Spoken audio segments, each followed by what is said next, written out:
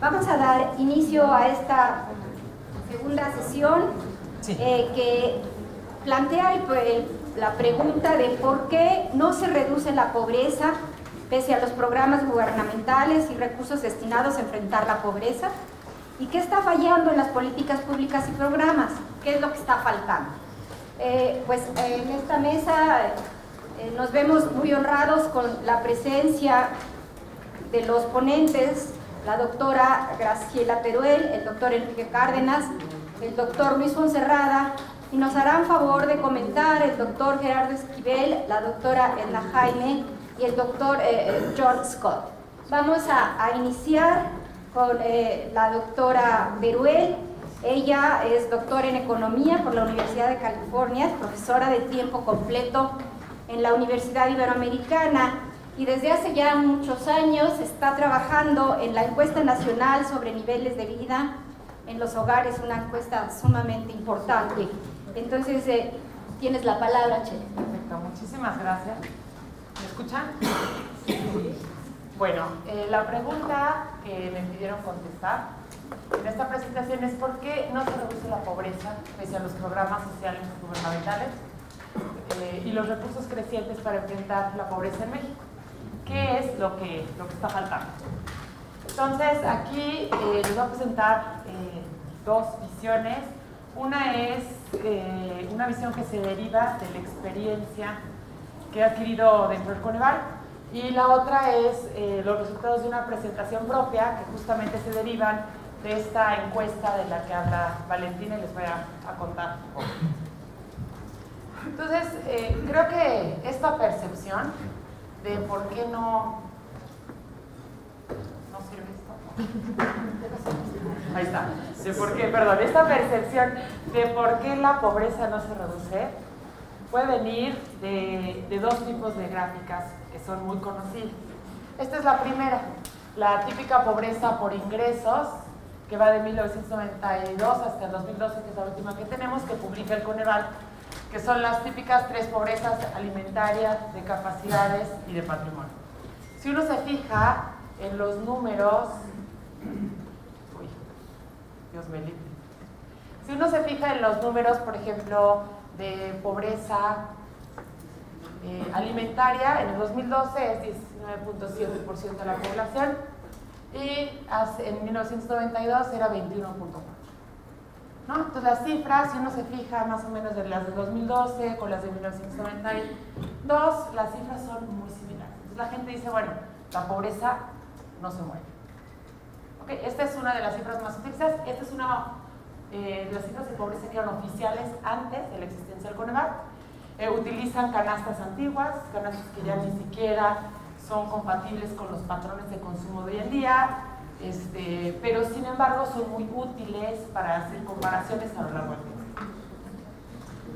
La nueva medición de la pobreza que tiene el Coneval, ustedes lo conocen, tiene dos espacios: el espacio del bienestar, que se mide a través del ingreso, el espacio de los derechos sociales, que se mide a través de las carencias. Y el cruce de estos dos espacios nos da origen a 5 grupos. El grupo de la pobreza extrema, que es este marrón, en donde se cuentan personas que tienen 3 o más carencias y pues se encuentran por debajo de una línea de bienestar mínimo, que corresponde a más o menos el valor aproximado a una canasta alimentaria más moderna.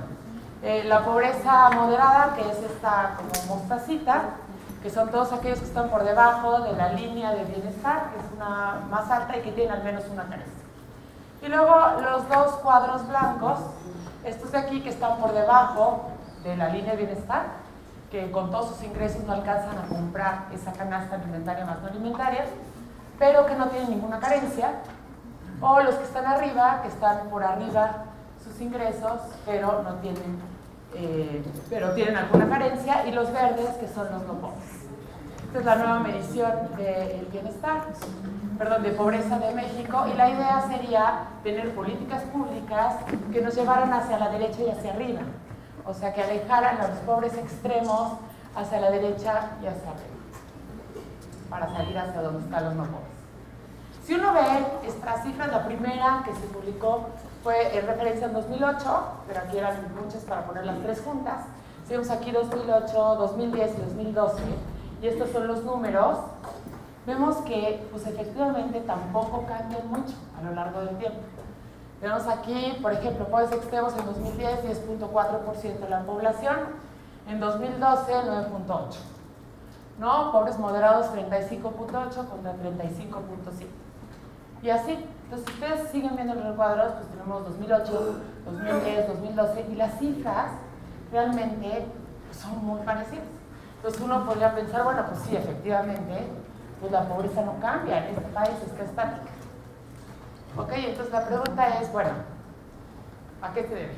Uno de los grandes avances que sí quiero mencionar con esta nueva medición de pobreza que hace el Coneval es que hace mediciones de pobreza a nivel de municipio, cosa que antes no se tenía. ¿Y para qué sirve esto? Si tenemos mediciones de cuántos pobres hay en cada municipio, o incluso tenemos otros indicadores de rezago social a nivel más chiquito, que es a nivel localidad, sirve para poder identificar mejor dónde se encuentran los pobres. ¿Okay? Entonces, esta nueva medición sí sirve, además, para hacer una mejor focalización. Ahora, esta nueva medición de la pobreza que tiene el Coneval,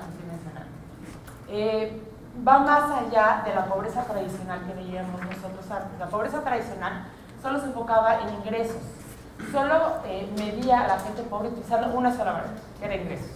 Entonces comparaba los ingresos de las familias o de las personas contra una métrica preestablecida. Si uno hace eso, pues vemos las gráficas que les enseñé, que son las tres primeras, y vemos que efectivamente no cambia. Pero con esta pobreza multidimensional nueva que presenta el Coneval, es posible descomponer las distintas dimensiones que están incorporadas en dicha medición. No solo se incluye pobreza, se incluyen además aproximaciones a 6 derechos sociales: acceso a la alimentación, acceso a servicios de salud, acceso a la seguridad social, rezago educativo, calidad de espacios de la vivienda y servicios básicos en la vivienda. Entonces, tomando en cuenta no solo el ingreso, sino también la aproximación a esos derechos, tenemos una nueva medición que es mucho más integral o mucho más comprensiva. Y entonces, si vemos ahora sí qué ha pasado, por ejemplo, de 1990 con el 2012, podemos ver que en términos de estas dimensiones, de estas carencias, el panorama no es igual al de ingresos. Entonces, por ejemplo, si ustedes ven aquí, no tenemos, las series no están completas porque no hay información, no hay una sola base de datos que tenga información completa histórica, pero bueno, está medio reconstruida con diferentes fuentes. Entonces, por ejemplo, la rojita aquí, que es calidad de espacios de la vivienda, que en 1990, 41.5 no tenía acceso a este indicador. Si lo vemos, por ejemplo, para el 2012, bajó a 13.6, se bajó bastante, ¿no? Tenemos, por ejemplo, el verde, rezago educativo, que ese es el que menos se ha movido, de 26.6 a 19.2.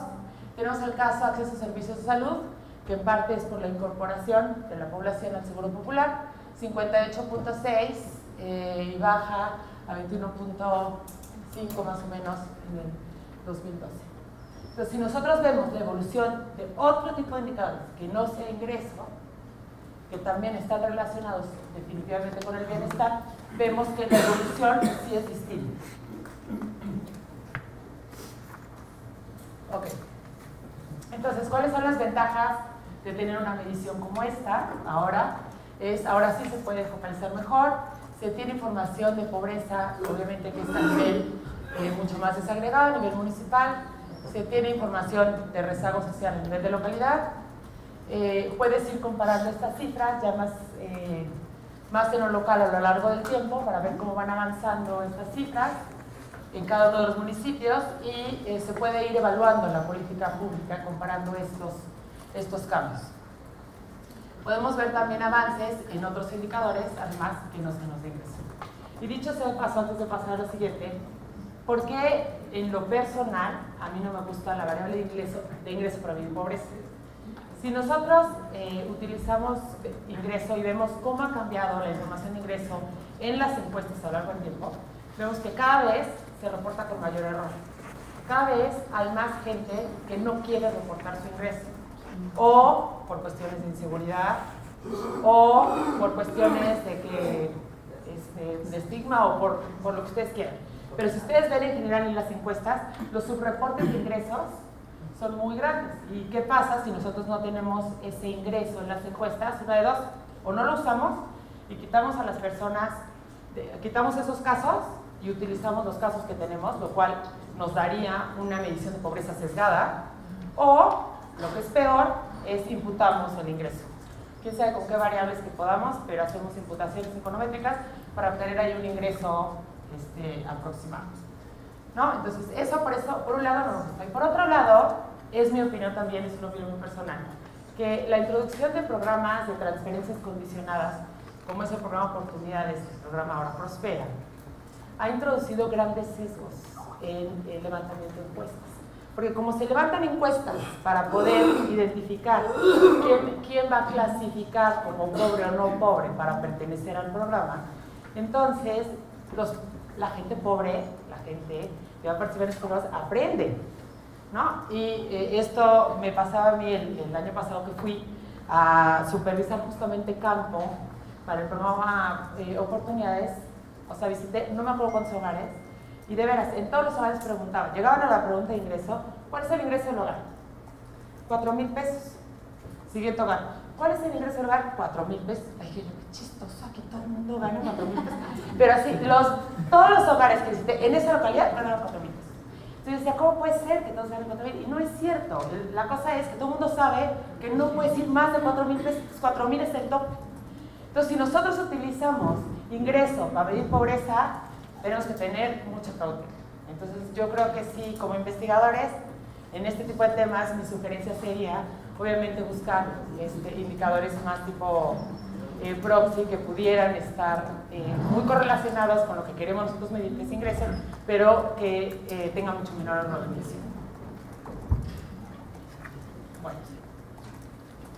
En términos de, se dice en la pregunta, existen todos estos programas sociales que no hacen la diferencia, no mueven las cifras de pobreza.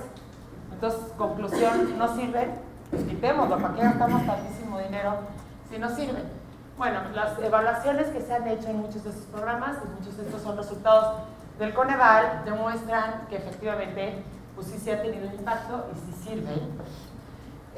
Por ejemplo, en términos del programa Oportunidades, hay niños y niñas que han ganado peso y talla, que tienen mayor asistencia a la escuela y tienen menor deserción escolar. Sobre todo, estos resultados han sido muy importantes en zonas rurales, mucho menos en zonas urbanas.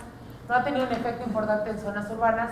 Una de las críticas más importantes de este programa es que ha estado mal focalizado. O sea, llega, obviamente se copia exactamente igual el programa Oportunidades en zonas urbanas que como estaba diseñado en zonas rurales, y el programa no funciona también, no funciona porque obviamente las condiciones en las zonas urbanas son otras. Piso firme. Los niños tienen menos enfermedades gastrointestinales, mejor calidad de vida y menor pobreza, según el programa Piso firme, y es necesario fortalecer mejoras en muros, techos y hacinamiento. Entonces se logra aprender de estos programas y efectivamente se encuentra que sí hay algunos efectos o resultados positivos. Del Seguro Popular ha habido un aumento en la cobertura de servicios de salud que reduce la pobreza, menores gastos catastróficos en salud en promedio y falta de transparencia en uso de los fondos a nivel estatal, pero hay que mejorar la calidad de esas prácticas. Entonces, las evaluaciones nos han dicho que sí hay efectos positivos, hay cosas que se pueden mejorar, hay cosas que se tienen que mejorar, para eso también sirven las evaluaciones, pero pues los programas, así como de todo, así como malos no sirven, hay que quitarlos, pues tampoco. Ahora la pregunta es entonces, aquí tengo otros resultados de otros programas. El abasto de leche también ha sido muy positivo para reducir la desnutrición, estancias infantiles, para que haya más participación de las mujeres, más involucración de las mujeres, y también para fortalecer el desarrollo integral de los niños. El programa alimentario también aumenta la variedad de los alimentos en las familias que tienen bajos ingresos. En general hay muchos ejemplos. Como ustedes saben, hay más de aproximadamente 200 programas a nivel federal que han sido evaluados, y los cuales pueden ver ustedes ahí cuáles han tenido impactos positivos y cuáles negativos, se pueden meter a la página de Coneval y ahí vienen todas este tipo de evidencia. Ahora, ¿qué pasa? Por ejemplo, aquí tengo una gráfica en donde tenemos la protección social, el porcentaje de hogares sin cobertura de programas sociales, los que no tenían acceso a programas sociales. Es en 1992, y los que están en azul son el 20% más pobre de la población. Los que están en rojo es el promedio nacional. Entonces vemos... ¿Cuánto tiempo? 5 minutos, no, bueno, entonces me voy a saltar. No, me voy a saltar porque sí quiero darles lo otro. Bueno, aquí el único punto es que cada vez se ha ido focalizando mejor, aunque todavía hay algunas personas que están en los deciles más pobres y que siguen sin acceso a programas sociales. Me voy a saltar esto para presentarles parte de los resultados de mi estudio. Aquí el objetivo de mi estudio era, bueno, todas estas gráficas que nosotros vemos del Coneval siempre son fotos que nos dicen cómo está la pobreza en un momento en el tiempo. Pero no sabemos nada si los pobres de un momento en el tiempo son los mismos pobres de otro momento en el tiempo. Uno podría pensar que sí, porque las cifras no se mueven y los números son bastante parecidos. Entonces la pregunta es si esto es cierto o no es cierto. Y lo que vamos a hacer es, vamos a utilizar la única encuesta en México que es representativa a nivel nacional, urbano, rural y regional, que además es longitudinal. ¿Qué es longitudinal? Es que sigue a los mismos individuos a lo largo del tiempo. Entonces es una encuesta multitemática que sigue a los mismos individuos, inclusive a los Estados Unidos. Aquellos que se fueron, que de una ronda a otra se fueron a los Estados Unidos, que de 15 a 29 años es uno cada 10 mexicanos se fue en este periodo de estudio. Lo seguimos para ver qué ha pasado con su vida y cuáles son las nuevas oportunidades que tienen. Entonces, de acuerdo, utilizando esta base de datos, tiene 3 rondas, 2002, 2005 y 2010. Con estas 3 rondas, lo que estamos haciendo es seguir al mismo individuo en estas 3 rondas y clasificarlo de acuerdo a cuatro grupos. El primer grupo les llamamos los pobres crónicos. Son aquellas personas que en los 3 periodos que analizamos se encontraron siempre en pobreza. Y pobreza definido como lo define el Coneval, pobreza multidimensional, para hacer más fácil. ¿Okay?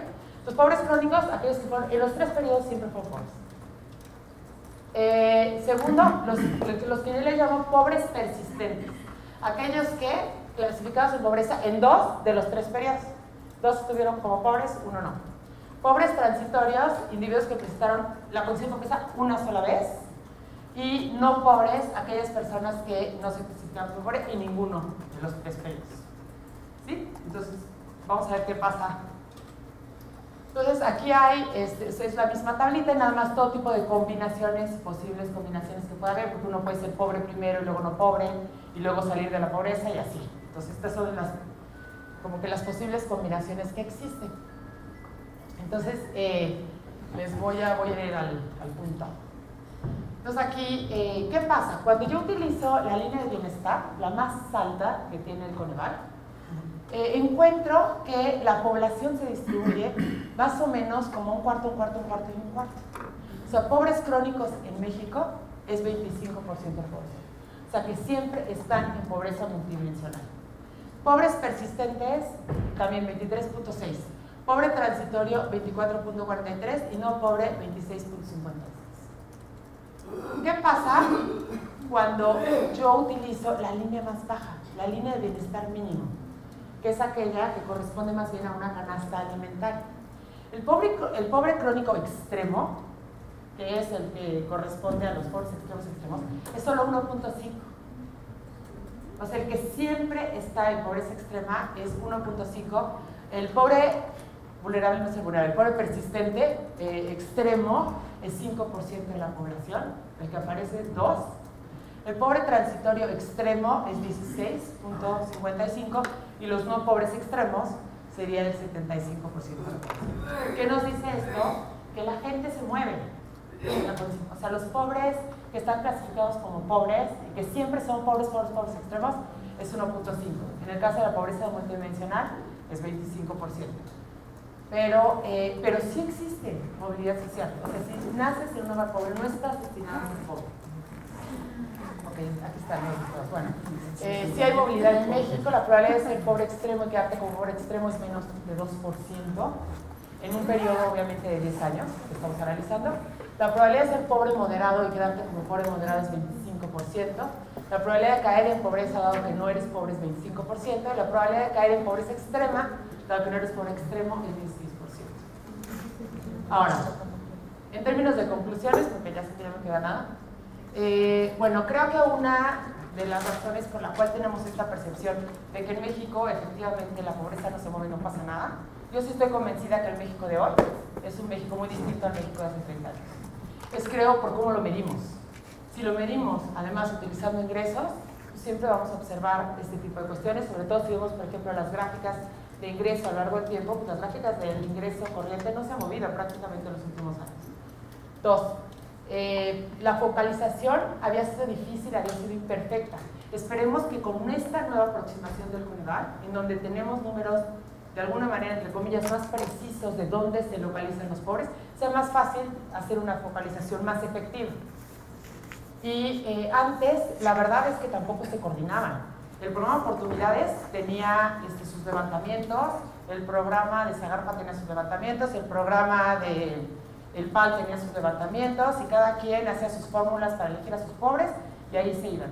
Por primera vez en esta administración, parece ser, y me parece que sería un acierto, se están homogeneizando la forma de levantar datos y se van a compartir padrones para poder eficientar mucho mejor el gasto. Vamos a ver si esto hace que sea mucho más efectivo el gasto y entonces los programas también rindan mucho más. Oportunidades de focalización en áreas urbanas. Una de las cuestiones que sí veo y me preocupa un poco es que el modelo de focalización del Prospera ahora en áreas urbanas todavía no se ha mejorado y vemos que ha habido un problema histórico de cómo se encuentran a las personas que se les da este programa en áreas urbanas y si no se trabaja en eso, siendo el programa más importante de combate a la pobreza, pues va a ser difícil avanzar. Y eso es todo. Y probablemente, bueno, no se tiene el panorama completo porque no se tiene la película, sino nada más se tiene información de un momento en el tiempo. Gracias.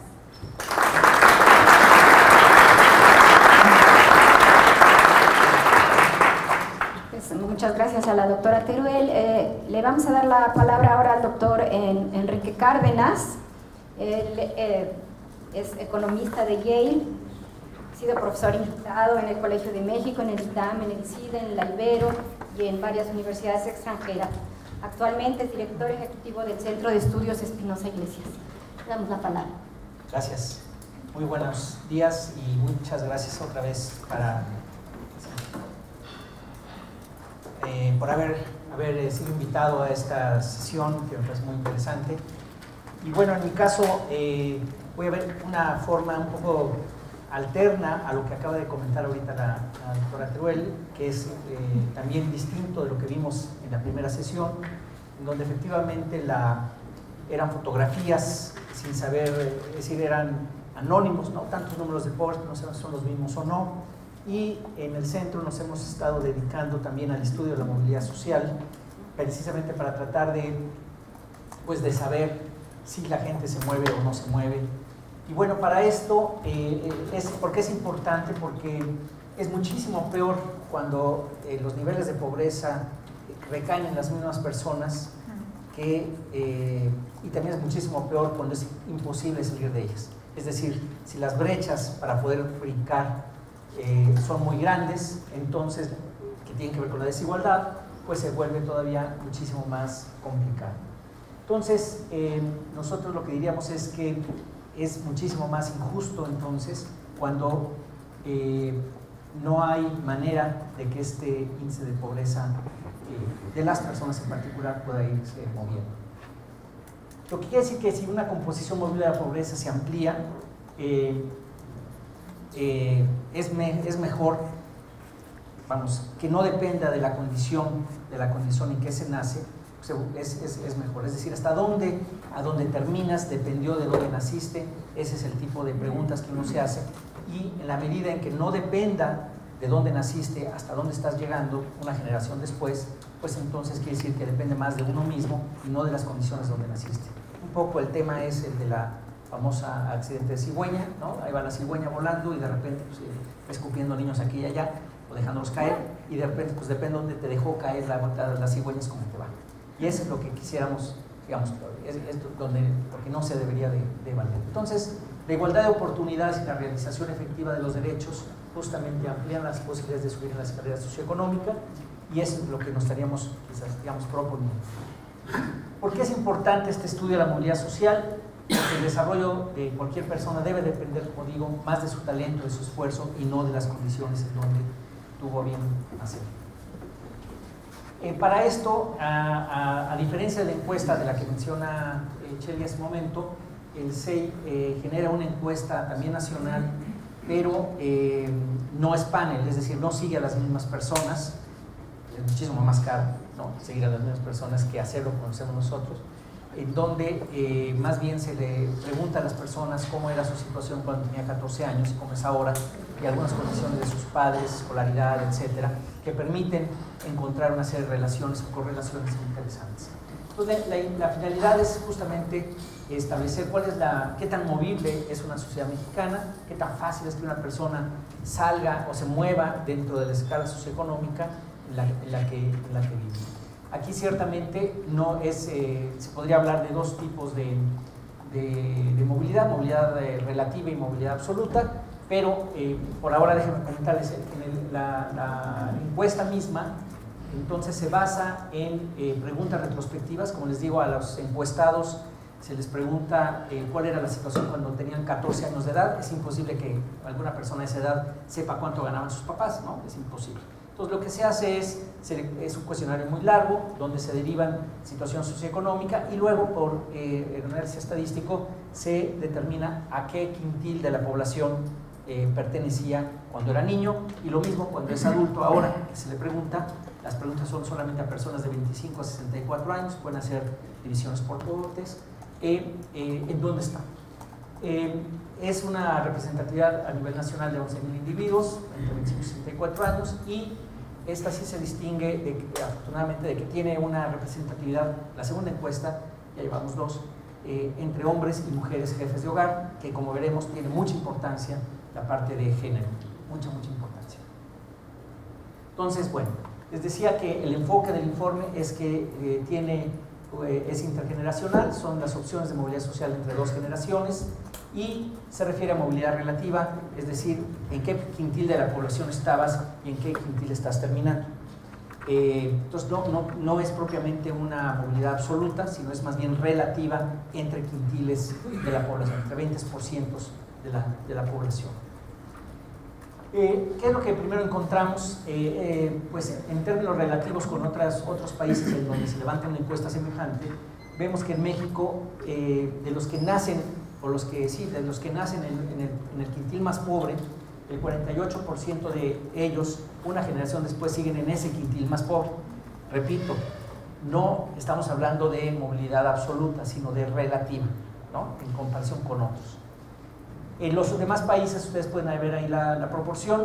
Entonces, pues México es relativamente menos permeable que otros países. Si tomamos solamente a este 48% que nació en el quintil al quintil más pobre, y el 48% son los que se quedaron en el primer quintil de la población, vemos qué les pasó al resto. 22% subieron al segundo quintil, 14% al tercero, 11% al cuarto y 4% al quinto quintil. Es decir, ese es qué tan permeable fue para la gente más pobre, cuántos llegaron hasta el primer quintil o el quintil más rico, en fin. Si tomamos en cuenta que el primer quintil y el segundo quintil son no muy diferentes en términos de ingreso, otra vez en términos de ingreso, pues sí vemos que pues no hay tanta movilidad en términos relativos, otra vez, entre el primer quintil. Es decir, podemos decir que 7 de cada 10 que nacen en el estrato más pobre, una generación después siguen estando en el quintil más pobre de la distribución de la población. Al revés, si nos vamos al otro extremo, a los que nacen en el quintil más rico, vemos que el 52% en el quinto quintil se quedan ahí una generación después, y bueno, esto es lo que va pasando con ellos posteriormente, una generación después, 3% llegan al quintil más pobre. Entonces, ¿qué podemos decir con relación a la movilidad educativa? Digamos, ¿qué fue de ingreso? Esta es la parte educativa. Vemos que ciertamente la cobertura se ha ampliado importantemente.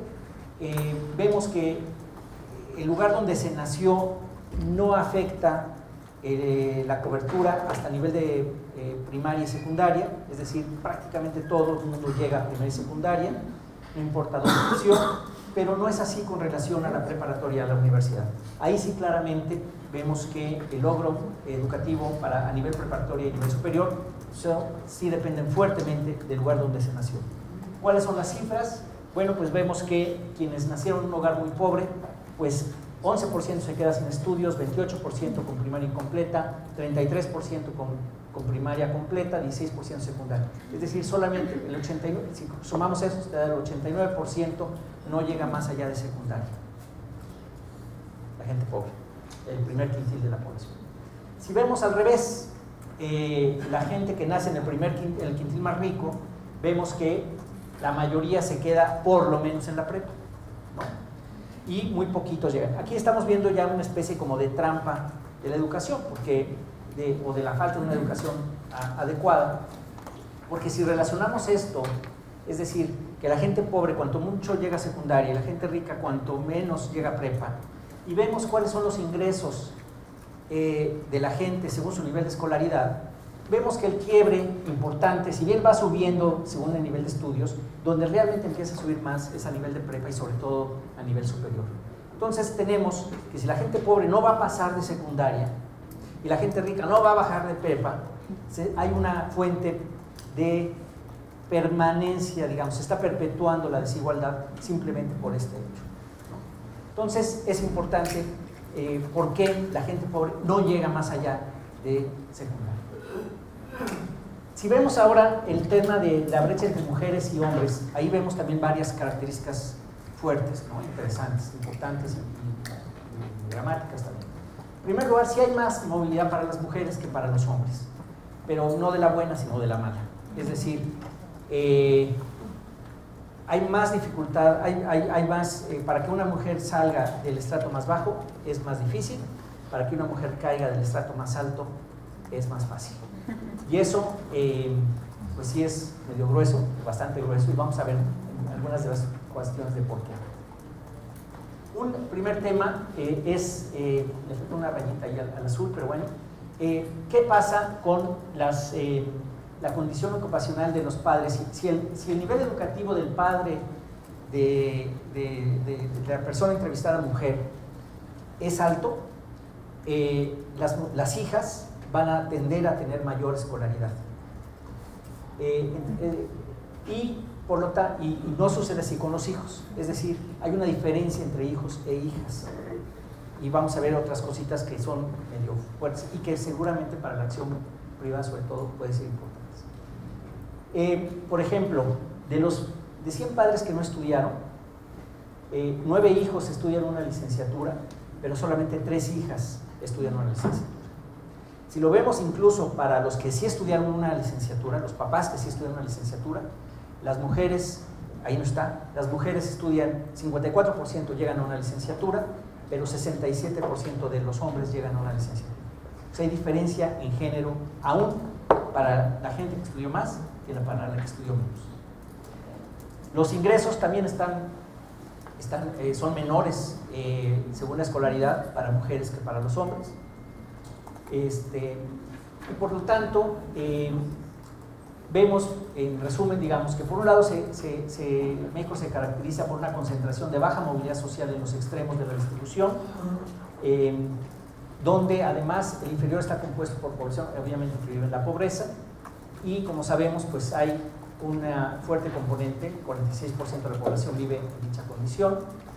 Una pequeña gráfica, digamos, 7 de cada 10, una generación después de los pobres, una generación después puede avanzar, digamos, más o menos correlacionando cuáles son los niveles de pobreza. No exactamente como con la medición actual, sino básicamente en términos de medición. Entonces, si bien México, digamos, dado que México es un país con una gran desigualdad, la segunda nivel de la OECD, la combinación de estos resultados generan que la composición de la pobreza no sea movible, si los pobres van a seguir siendo pobres, y que los saltos entre un estrato y otro sean inalcanzables, es decir, es muy difícil que puedan brincar. Repito, todo esto, para no confundir con la exposición de Chely hace un momento, esto es movilidad relativa, no movilidad absoluta. ¿Qué tanto se perpetúa la pobreza? Bueno, lo que vemos es que el origen marca diferencias en el acceso también al seguro médico.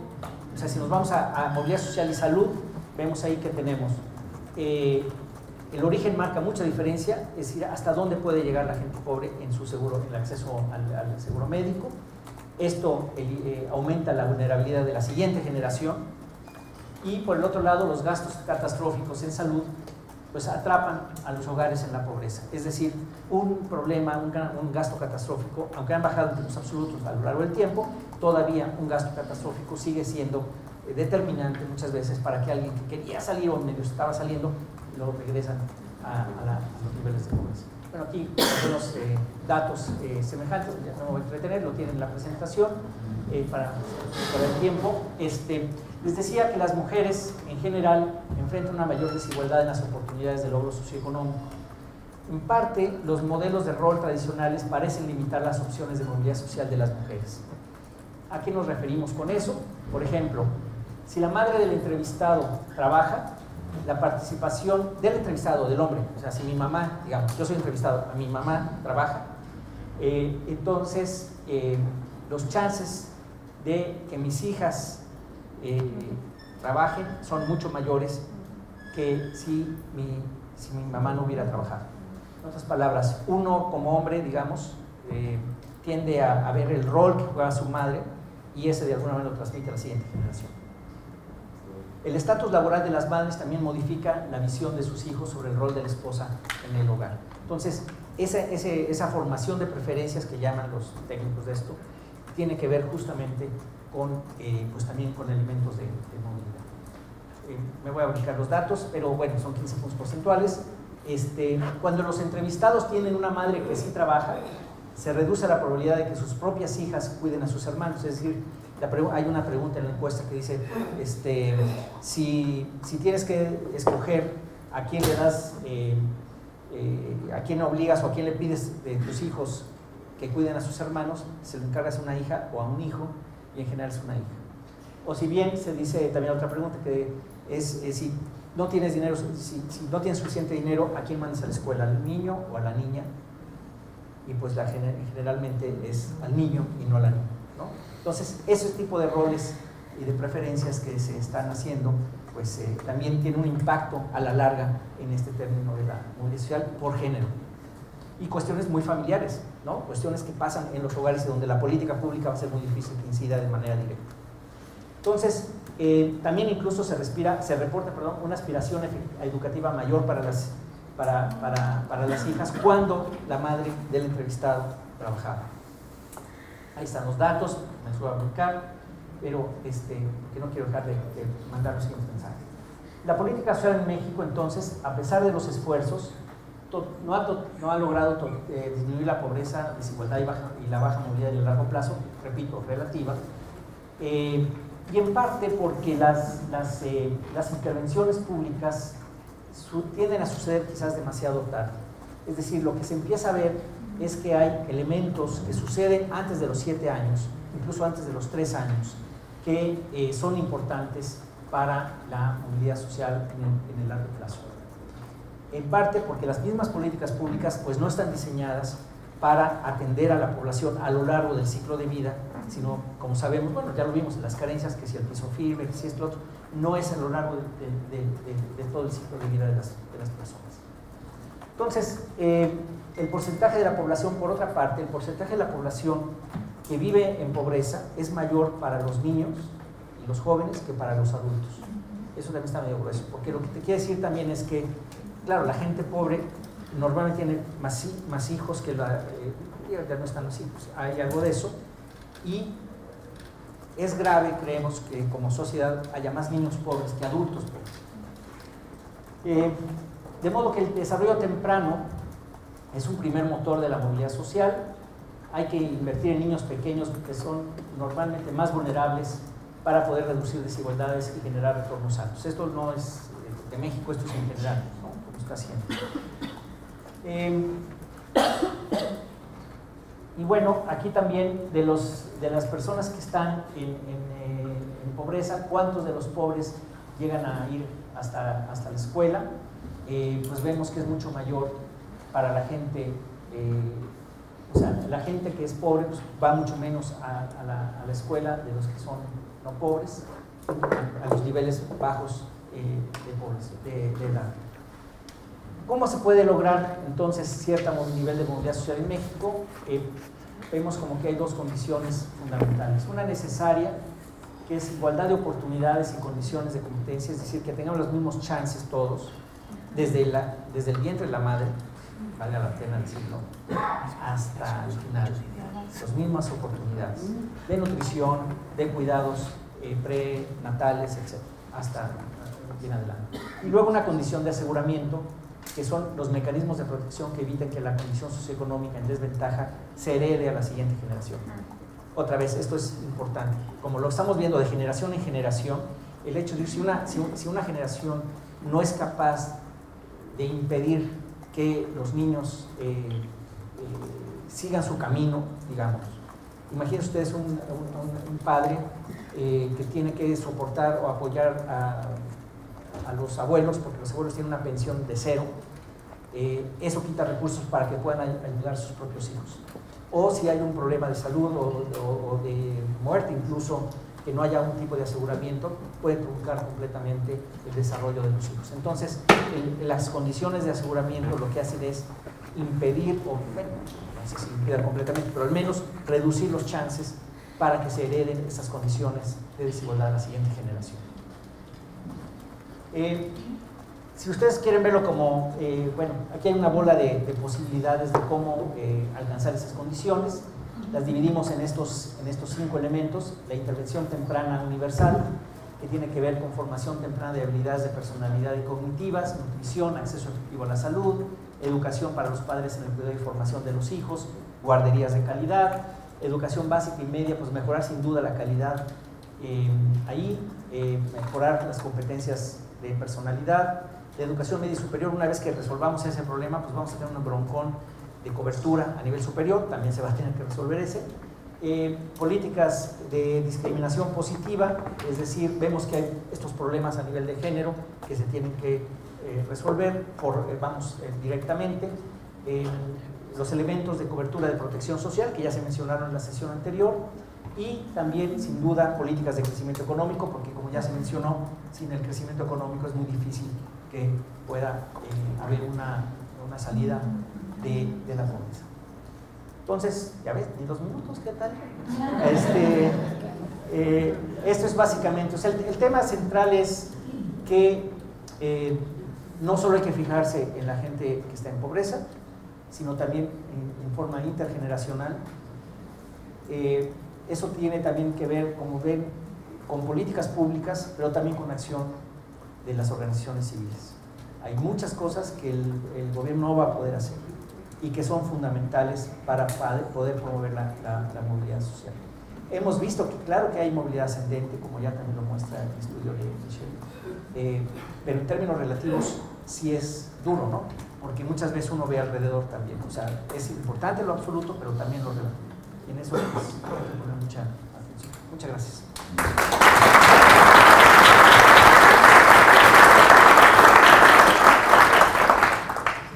Pues muchas gracias al doctor Cárdenas. La palabra la tendrá ahora el doctor Luis Fonserrada Pascal. Él es doctor en Economía por la Universidad Autónoma Metropolitana, actualmente director del Centro de Estudios Económicos del Sector Privado. También ha sido profesor investigador en materias económicas y financieras en instituciones como el CIDE, el TAM, la Ibero. Tiene la palabra el doctor Fonserrada. No estoy luz. Ya, ok. Buenos días, muchas gracias por la invitación. En una convención de brujos, como esta, para tratar de encontrar una solución a algún problema. Había brujos que traían distintas combinaciones de menjurjes, ¿no? Y unos funcionaban y otros no. Pero había uno que traía uno que siempre funcionaba, porque traía un ingrediente especial, arsénico. La pregunta es, ¿cuál es el arsénico? Yo quisiera dedicarme un poco a esto para lograr reducir la pobreza. Y en ese sentido, creo que es muy importante distinguir algunos ingredientes que ayudan, pero que no son definitivos.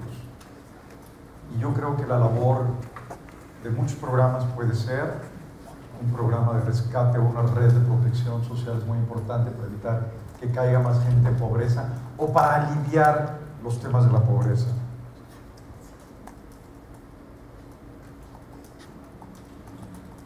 ¿Hola? Bueno. Y en ese sentido, creo que el arsénico que requerimos está más en la línea, y esa es mi posición y es lo que he tratado de comentar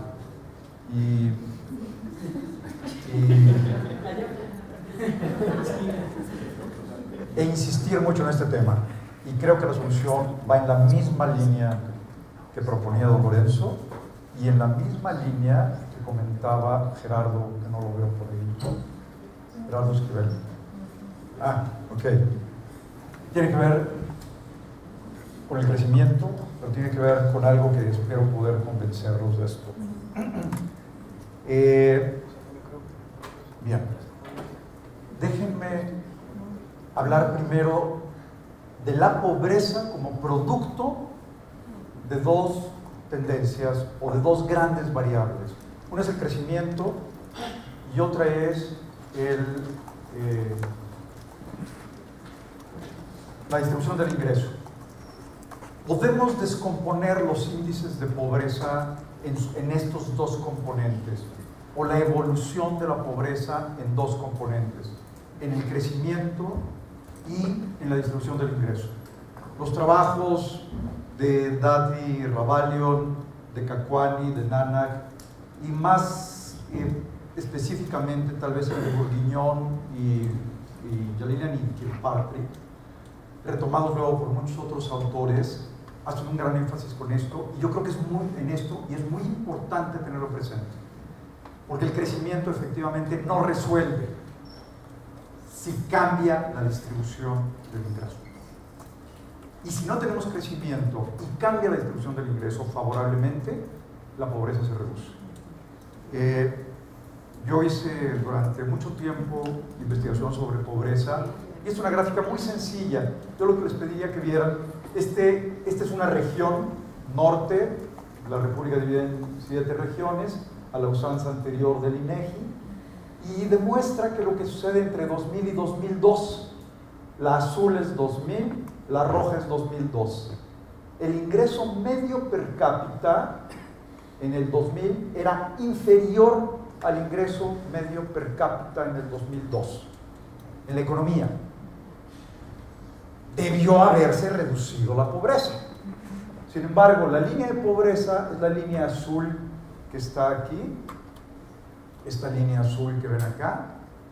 La curva azul se desplazó a la derecha porque el ingreso aumentó en toda la economía, y sin embargo el final de la curva es un desplazamiento importante hacia la izquierda.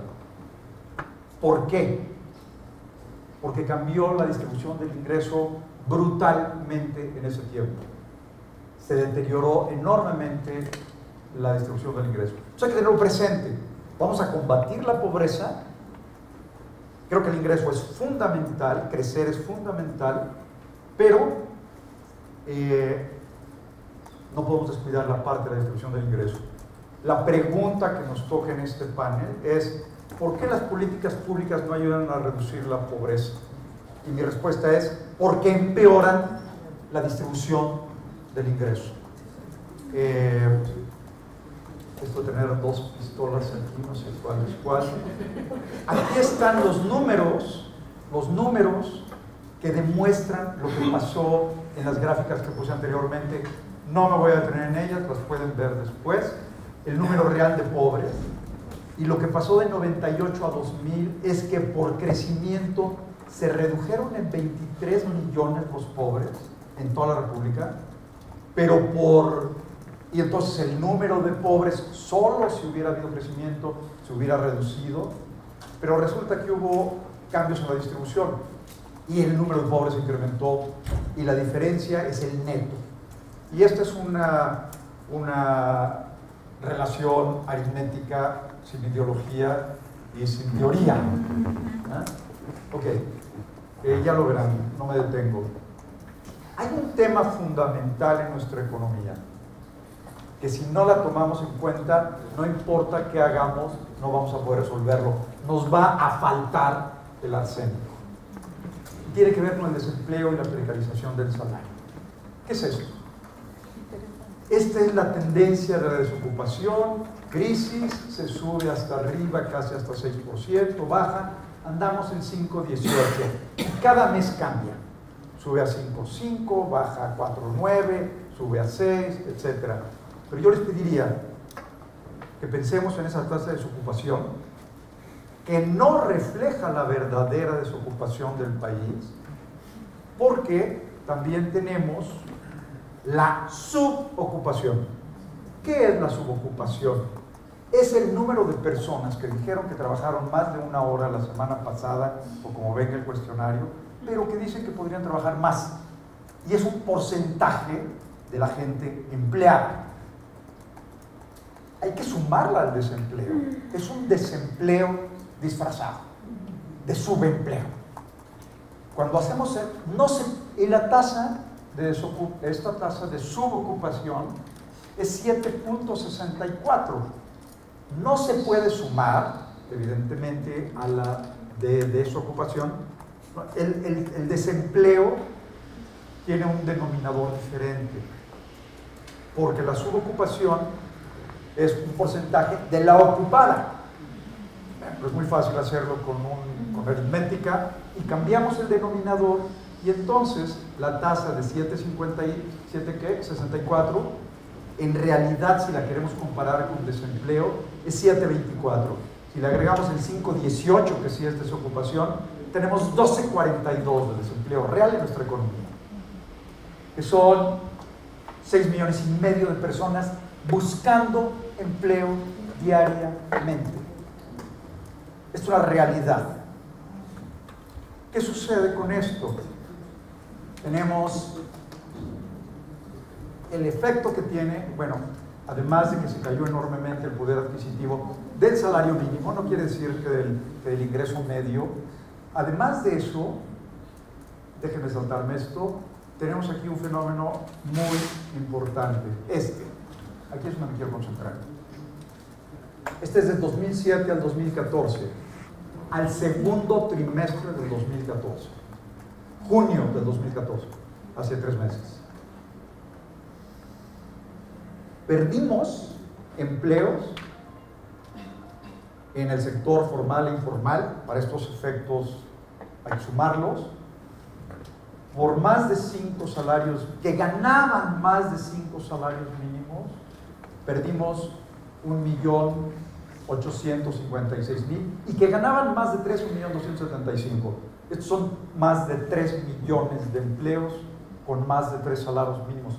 Desaparecieron de nuestra economía en estos 7 años. Y la mayor parte de la creación de empleo se va por abajo de 3 salarios mínimos. Es decir, el empleo se está precarizando. El salario es cada vez menor en los niveles de empleo, en las fuentes de empleo que se van creando. Solo en el último semestre hay una pérdida de más de 1 millón de empleos en esos niveles de empleo. Ahora, ¿qué sucede? ¿Qué pasa con esta gente? ¿O qué explica esto? Pues explica que tenemos a 6,5 millones de gente buscando empleo. Trabajan por lo que se pueda, tienen que comer. Entonces, ¿cuánto les ofreces? ¿Un salario mínimo? ¿Medio salario mínimo? Hombre, lo que sea. Y además, ¿qué tipo de empleo y con qué cantidad de capital para emplearlo? con qué cantidad de fierros para emplear. Y no puedes crear empleos si no le das un mínimo de capital. Si quieres emplear a un carpintero necesitas un martillo o un serrucho, o si quieres hacer quesadillas necesitas una náfere. Eso es capital. Si quieres producir aviones necesitas una inversión de varios, probablemente cientos de millones de dólares para producir una pieza por trabajador. ¿Qué pasa? Hay una masa enorme de gente en nuestro país buscando empleo, presionando los salarios hacia la baja. Y somos incapaces de absorberlos. Este es un tema fundamental. La pregunta es, ¿y por qué somos incapaces de absorberlos también? Entonces, esta es una realidad. Ahí está. ¿Va a parar? ¿Por qué va a parar? Porque vamos a tener programas asistencialistas dirigidos a ganar votos, porque vamos a tener piso firme. Los empleos no van a mejorar por piso firme, pero sí ayudan a mejorar la calidad de vida de la gente. Qué bueno que existe el programa de piso firme, y qué bueno que existen otro tipo de redes de protección para evitar y mejorar el nivel de vida. Pero no es esto lo que va a reducir la pobreza.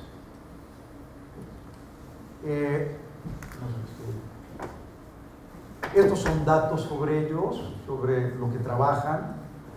¿Hacia dónde apunto? ¿Hacia allá?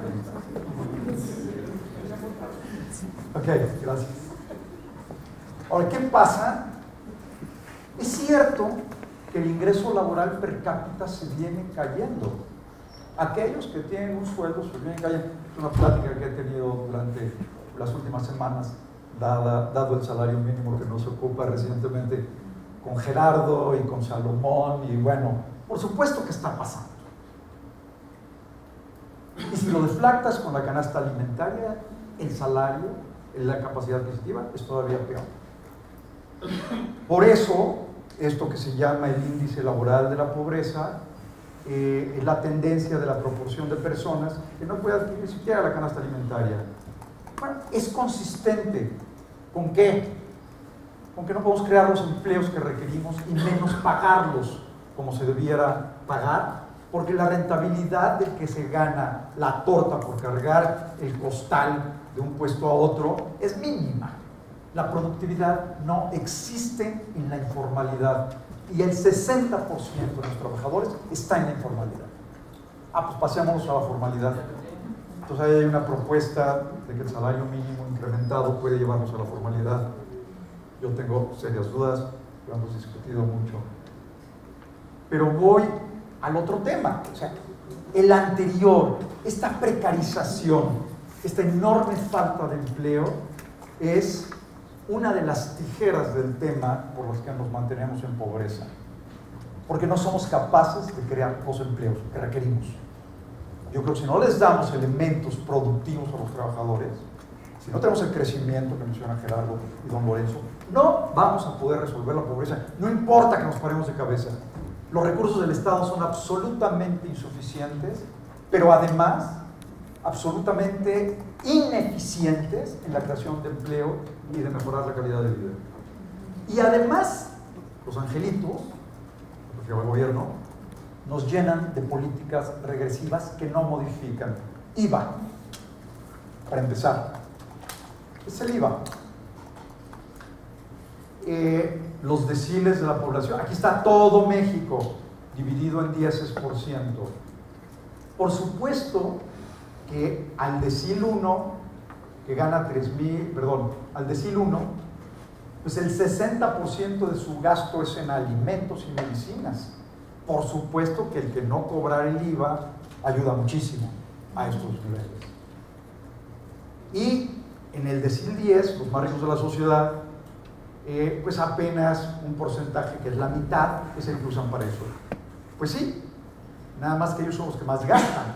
Y el beneficio de no cobrarles el IVA para los que más gastamos, ¿no?, es de 15,000 pesos frente a 3,000. 5 veces más de beneficio a los más ricos que a los más pobres. El mundo al revés. al revés.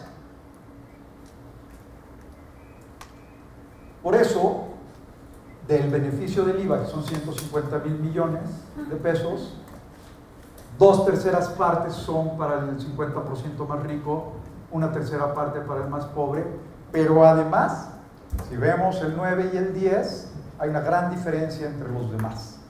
O sea, tenemos una política perfecta para redistribuir el ingreso regresivamente. Esto es solo el IVA. Si lo vemos en gasolina, la historia es peor. Mucho peor. Tendríamos que subir seriamente el precio de la gasolina. Solo el 60 y tantos, perdón, estaba pensando al revés, el 30 y tantos % de los mexicanos compramos gasolina. No quiere decir que no se compre gasolina en todos los deciles. Los tragafuegos que están en el 1 compran gasolina. Pero es brutal el beneficio que le damos a los deciles más altos con este subsidio brutalmente regresivo. ¿Qué había que hacer con estos dos, por ejemplo? Focalizar los subsidios. No cobrar, en un extremo, no cobrar el transporte público, por ejemplo, pero subir los precios de la gasolina para que todos los demás, con camionetas, etcétera, lo paguemos. ¿Qué hacemos con el IVA? Generalizarlo y focalizar el subsidio a quienes lo requieren. Y hay yo me aventaría muchos experimentos para focalizarlo. Es decir, solo a los pobres vamos a darles un vale especial. Bueno, ¿y cómo los distinguimos? Que digan que son pobres. Bueno, pues no. Pero hay muchas maneras de hacerlo. Esto que sigue es así como la joya. No es cierto, hay peores. Este es el subsidio de la tarifa eléctrica para la agricultura. Aquí está lo que gana, el beneficio se va en más de 50% al decil 10 y en 21% al decil 9. Qué maravilla, ¿no? O sea, ¿qué país es este? ¿O qué sector público es este? ¿O qué políticas públicas son estas? Bueno, esta es la famosa gráfica de Coneval con todo lo regresivo aquí, que somos campeones, ¿no? En un montón de cosas. No me detengo. ¿A qué nos lleva esto?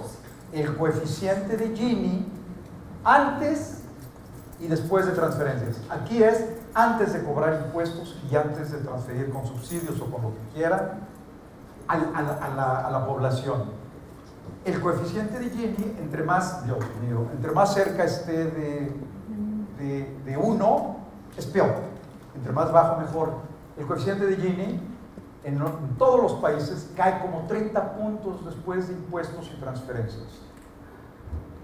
En México cae apenas 3 o 4. Estas son nuestras políticas públicas.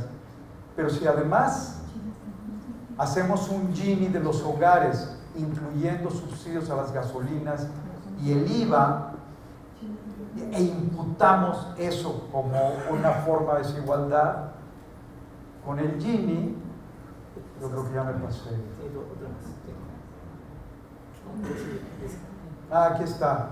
Pues el Gini no solamente no baja, se incrementa.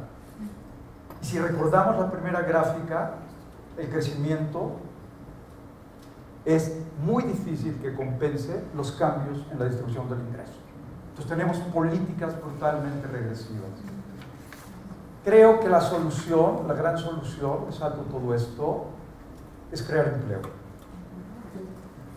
Pero ¿cómo creamos empleo? Déjenme saltarme esto.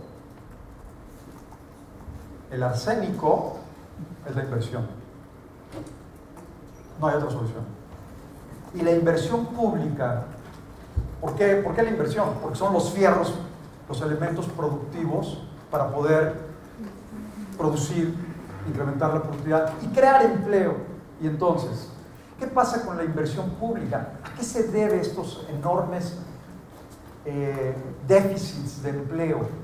La inversión pública es fundamental en el crecimiento de la economía, induce, complementa a la privada, y la inversión pública del último trimestre, junio del 2014, fue de 3.7% del PIB. Cuando vimos este 3.7, yo dije, ¿Será la peor en la última década? No. ¿En los últimos 20 años? ¿En los últimos 30 años? No. 1944. La inversión pública de este junio fue la peor desde 1944. Y dicen que se ha gastado como en años. Pues no. Bueno, el tema es que si no tenemos inversión suficiente, no crecemos. Y yo no creo que esto deba ser un tema de largo plazo, porque a largo plazo todos estamos muertos. Entonces, yo creo que tenemos que actuar seriamente en las políticas públicas y en la calidad del gasto. Yo creo que la calidad del gasto es crítica. Yo creo que los programas sociales son fundamentales para crear indudablemente una red de protección, pero no es suficiente, lejos de ser suficiente, son ingredientes adicionales. El tema es invertir, y el tema de invertir requiere certeza jurídica, certeza sobre los derechos de propiedad, mucho menor regulación, requiere mucho menor corrupción, que no haya presas de este tipo en Sonora, y entre mil ejemplos, ¿no? Bueno, este es mi tema, inversión para reducir la pobreza.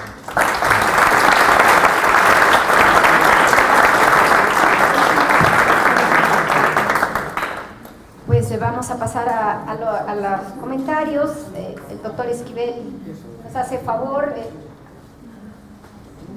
Les vamos a pedir, sí, que sean no más de 10 minutos, porque si no nos da tiempo.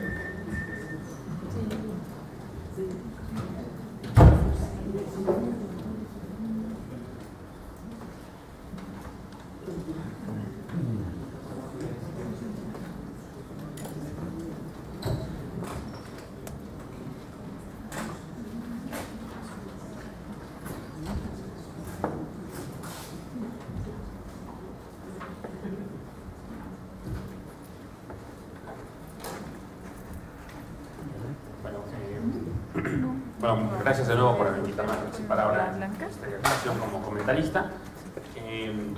Creo que estuvimos ante tres presentaciones muy interesantes que de alguna manera me parece que se complementan muy bien con la discusión que tuvimos en la primera sesión y que de alguna manera también creo que pueden conducir a la discusión y al debate, porque presentan también de alguna manera resultados que se pueden contraponer. Entonces, me da gusto de entrada que en la mesa se planteó, particularmente el doctor Enrique Cárdenas, el tema de género, que fue una pregunta que se hizo en la primera mesa y que además está representada en la composición de la misma mesa, lo cual me parece también interesante. Entonces, como decía, creo que son presentaciones que en algún sentido se complementan, en otro sentido podríamos pensar que se contraponen, no necesariamente es así. Estamos hablando de que hubo una presentación, la última, escuchamos, que hizo énfasis en el tema del crecimiento, el tema de la inversión y de cómo eso, como también se discutía en la mañana, puede o no acompañar al proceso de reducir la pobreza. Pero también se hizo énfasis, me parece de una manera muy significativa, en el tema de las políticas públicas y cómo esto puede de alguna manera, bajo ciertos criterios y bajo ciertas características, contribuir indirectamente, inclusive de manera indeseable, al aumento de la pobreza y de la desigualdad, porque no son suficientemente progresivas, porque no son suficientemente redistributivas, porque no están necesariamente bien focalizados algunos programas, etc. Creo que en ese sentido fue una discusión que se enlaza muy bien con eso. Ahora, creo que las primeras dos presentaciones, por otro lado, presentaban elementos distintos de cómo entender el tema de la pobreza, tanto en su magnitud como en su dimensión más dinámica. La presentación del doctor Cárdenas se enfocó en la parte de movilidad social y presentó, me parece, los casos más interesantes que podían ser, supongo por la limitación de tiempo, pero entiendo que es un estudio mucho más completo. La parte de cómo hay una gran limitación a la movilidad social, particularmente en los extremos de la distribución. Y creo que eso es importante para vincularlo con el tema de la presentación inicial, la presentación de la doctora Teruel, en donde se habla de los movimientos también dentro de la pobreza. Y me parece que eso es interesante porque ahí es donde pudiera interpretarse en el momento como que son resultados contrapuestos, un resultado un poco más positivo, un poco más optimista de que efectivamente hay movilidad, de que efectivamente los pobres crónicos, y en particular los pobres extremos crónicos, son relativamente pocos, un porcentaje de la población relativamente bajo, lo cual puede ser visto como buenas noticias. Pero si vemos un poco, lo completamos con el tema de la falta de movilidad social en los extremos de la distribución, pues parecería ser la parte de malas noticias. Yo creo que son complementarios en el sentido de que la parte de entender la dinámica de pobres extremos a pobres moderados, o pobres extremos a pobres persistentes, transitorios y no pobres, que se presentó en la primera discusión de la cuarta web, es relevante porque nos ayuda a entender también cómo llevar a cabo políticas públicas para distintos tipos de pobreza. Y en ese sentido me parece relevante. Creo que sin embargo también podría dar lugar a una interpretación equivocada de que entonces como que se está avanzando de manera rápida y significativa en esa dimensión. Creo que el hecho de que la gente salga de la pobreza extrema y que transitoriamente pase a la situación de lo que se llama pobreza transitoria, porque sale en ese momento de la pobreza extrema, quizá en una transición, en una ronda de las tres que se analizaron, es importante saber que eso ocurre, es decir, que hay movilidad, pero también es importante saber que no necesariamente sale de la pobreza. No, hay otros que y hay otros que entran, exactamente. Ese es un poco lo que quiero decir, que ahí es donde no hay que perder de vista esa dimensión. Lo que importa en todo caso al final es el hecho que en conjunto hay una cierta vulnerabilidad entre la población, y eso es parte del problema. Es decir, sí puede haber esa movilidad en la parte más baja de la distribución, de pobreza extrema, pobreza moderada, y pobreza lo que llamamos persistente o transitoria, pero otros están cayendo al mismo tiempo, y entonces en su conjunto no se está batiendo suficientemente rápido la pobreza, y entonces eso explica un poco, creo que en ese sentido es que es compatible la discusión, porque además son ámbitos diferentes, ya se explicó que una es absoluta y una es relativa, pero creo que se explica en buena medida el hecho de que por otro lado tenemos esta movilidad social relativamente baja en los extremos de la distribución, donde sí, en donde uno nace, condiciona de manera muy significativa en dónde vamos a estar. Y creo que eso es lo preocupante, y en ese sentido me parece que la discusión y la gama de propuestas que se plantearon en la presentación del doctor Enrique Cárdenas es muy importante, porque ahí se están planteando distintas dimensiones en las que se puede atender, y donde la política social pues puede tener incidencia que a lo mejor no la ha tenido suficientemente hasta ahora por distintas razones, pero que en parte, como decía antes, porque hay otras cosas que son regresivas, como el ejemplo que mostró Luis Monserrada de la parte del subsidio a la tarifa eléctrica de agropecuario, que es muy regresivo. Entonces hay estas cosas que hacen, que neutralizan la parte positiva de la política social. Y creo que en ese sentido, cuando vemos los resultados, efectivamente, no parece ser tan efectiva a pesar de las evaluaciones favorables que tienen ciertos programas. Porque, como decía antes, lo que observamos al final del día es el conjunto de la política social y económica. Y la política social, y en particular un programa como Oportunidades, que creo que está relativamente bien diseñado, que tiene buena focalización, que ha mejorado la focalización, como lo presentaba una gráfica de la doctora Teruel, pues termina no siendo suficiente. Y entonces la política social y ha sido en México, como lo dijo algunos latinoamericanos hace algunos años, termina siendo la ambulancia que va recogiendo a los heridos, que va dejando la política económica de este país. Entonces se va generando por distintas razones, la política fiscal, la política económica, la falta de crecimiento, la inequitativa de distribución de ingresos, va generando una serie de heridos que la política social va tratando de curar y de mitigar los costos de eso, pero termina siendo insuficiente. Entonces sí hay un tema, me parece, creo que lo que en conjunto se plantea en la discusión de hoy fue muy rico, porque nos ayuda a entender la dinámica de la población en la parte de la pobreza. Hay mucha movilidad, hay mucha vulnerabilidad, por lo tanto, hay falta de movilidad social en los extremos, en la pobreza y en la riqueza. Me preocupa, me parecen particularmente preocupantes, y me parece ahí que hay un gran tema también para la acción de la ciudadanía, el tema de género y los datos que mencionó el doctor Enrique, me parecieron realmente espeluznantes, el ver que hay movilidad, mucha más movilidad de las mujeres de la mala, como se mencionó, es decir, que las mujeres que nacen pobres tienen mayor probabilidad de permanecer en la pobreza, y que las mujeres que nacen en la parte alta de la distribución tienen mayor probabilidad de moverse hacia abajo, digamos, y eso me parece que en todo caso es preocupante, muy preocupante. Entonces me parece que esa combinación de elementos de la parte de movilidad y dinámica de pobreza extrema, de pobreza persistente, transitoria y no pobreza, junto con la parte de movilidad social y con el tema más macroeconómico, que fue el que puso el énfasis el doctor Fuencerrada, creo que dan lugar a una buena idea de los temas relevantes y en donde creo que la ciudadanía puede participar, porque me parece que se complementan y se refuerzan cuando les damos la interpretación apropiada, su dimensión correcta. Y creo que ahí será un tema muy relevante para la siguiente mesa de discusión, donde ya se podrá discutir las cuestiones más prácticas, de donde las organizaciones ciudadanas pueden participar en el diseño de estos temas, porque creo que hay una gran riqueza en el análisis que vale la pena explotar en la discusión. Muchas gracias.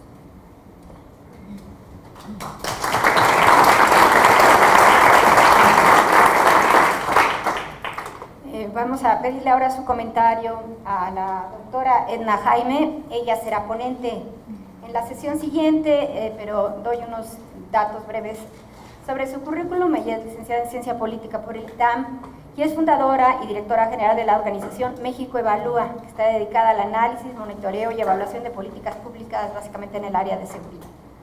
Muchas gracias. ¿Se escucha bien? Sí.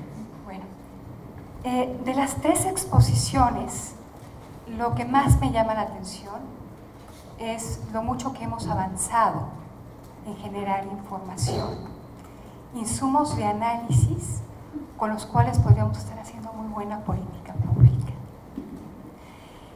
Chele nos presentó pues los resultados de la encuesta de calidad de niveles de vida. Vemos que hay una gran sofisticación en la manera en que medimos la pobreza. Hace tan solo unos cuantos años nos peleábamos por dónde poner la línea de pobreza. Había distintos analistas, estudiosos del tema, y estábamos en la disputa de la medición, y la superamos y la hemos sofisticado.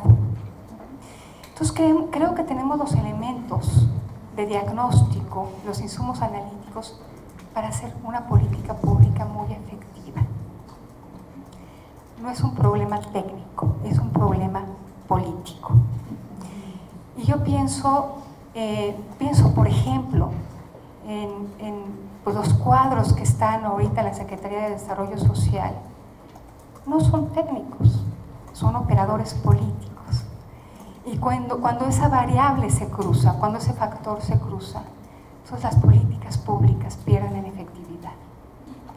Claro que esto es igual aquí y en cualquier otra parte del mundo. Lo importante es el contexto institucional que puede acotar y que puede promover mejores políticas públicas.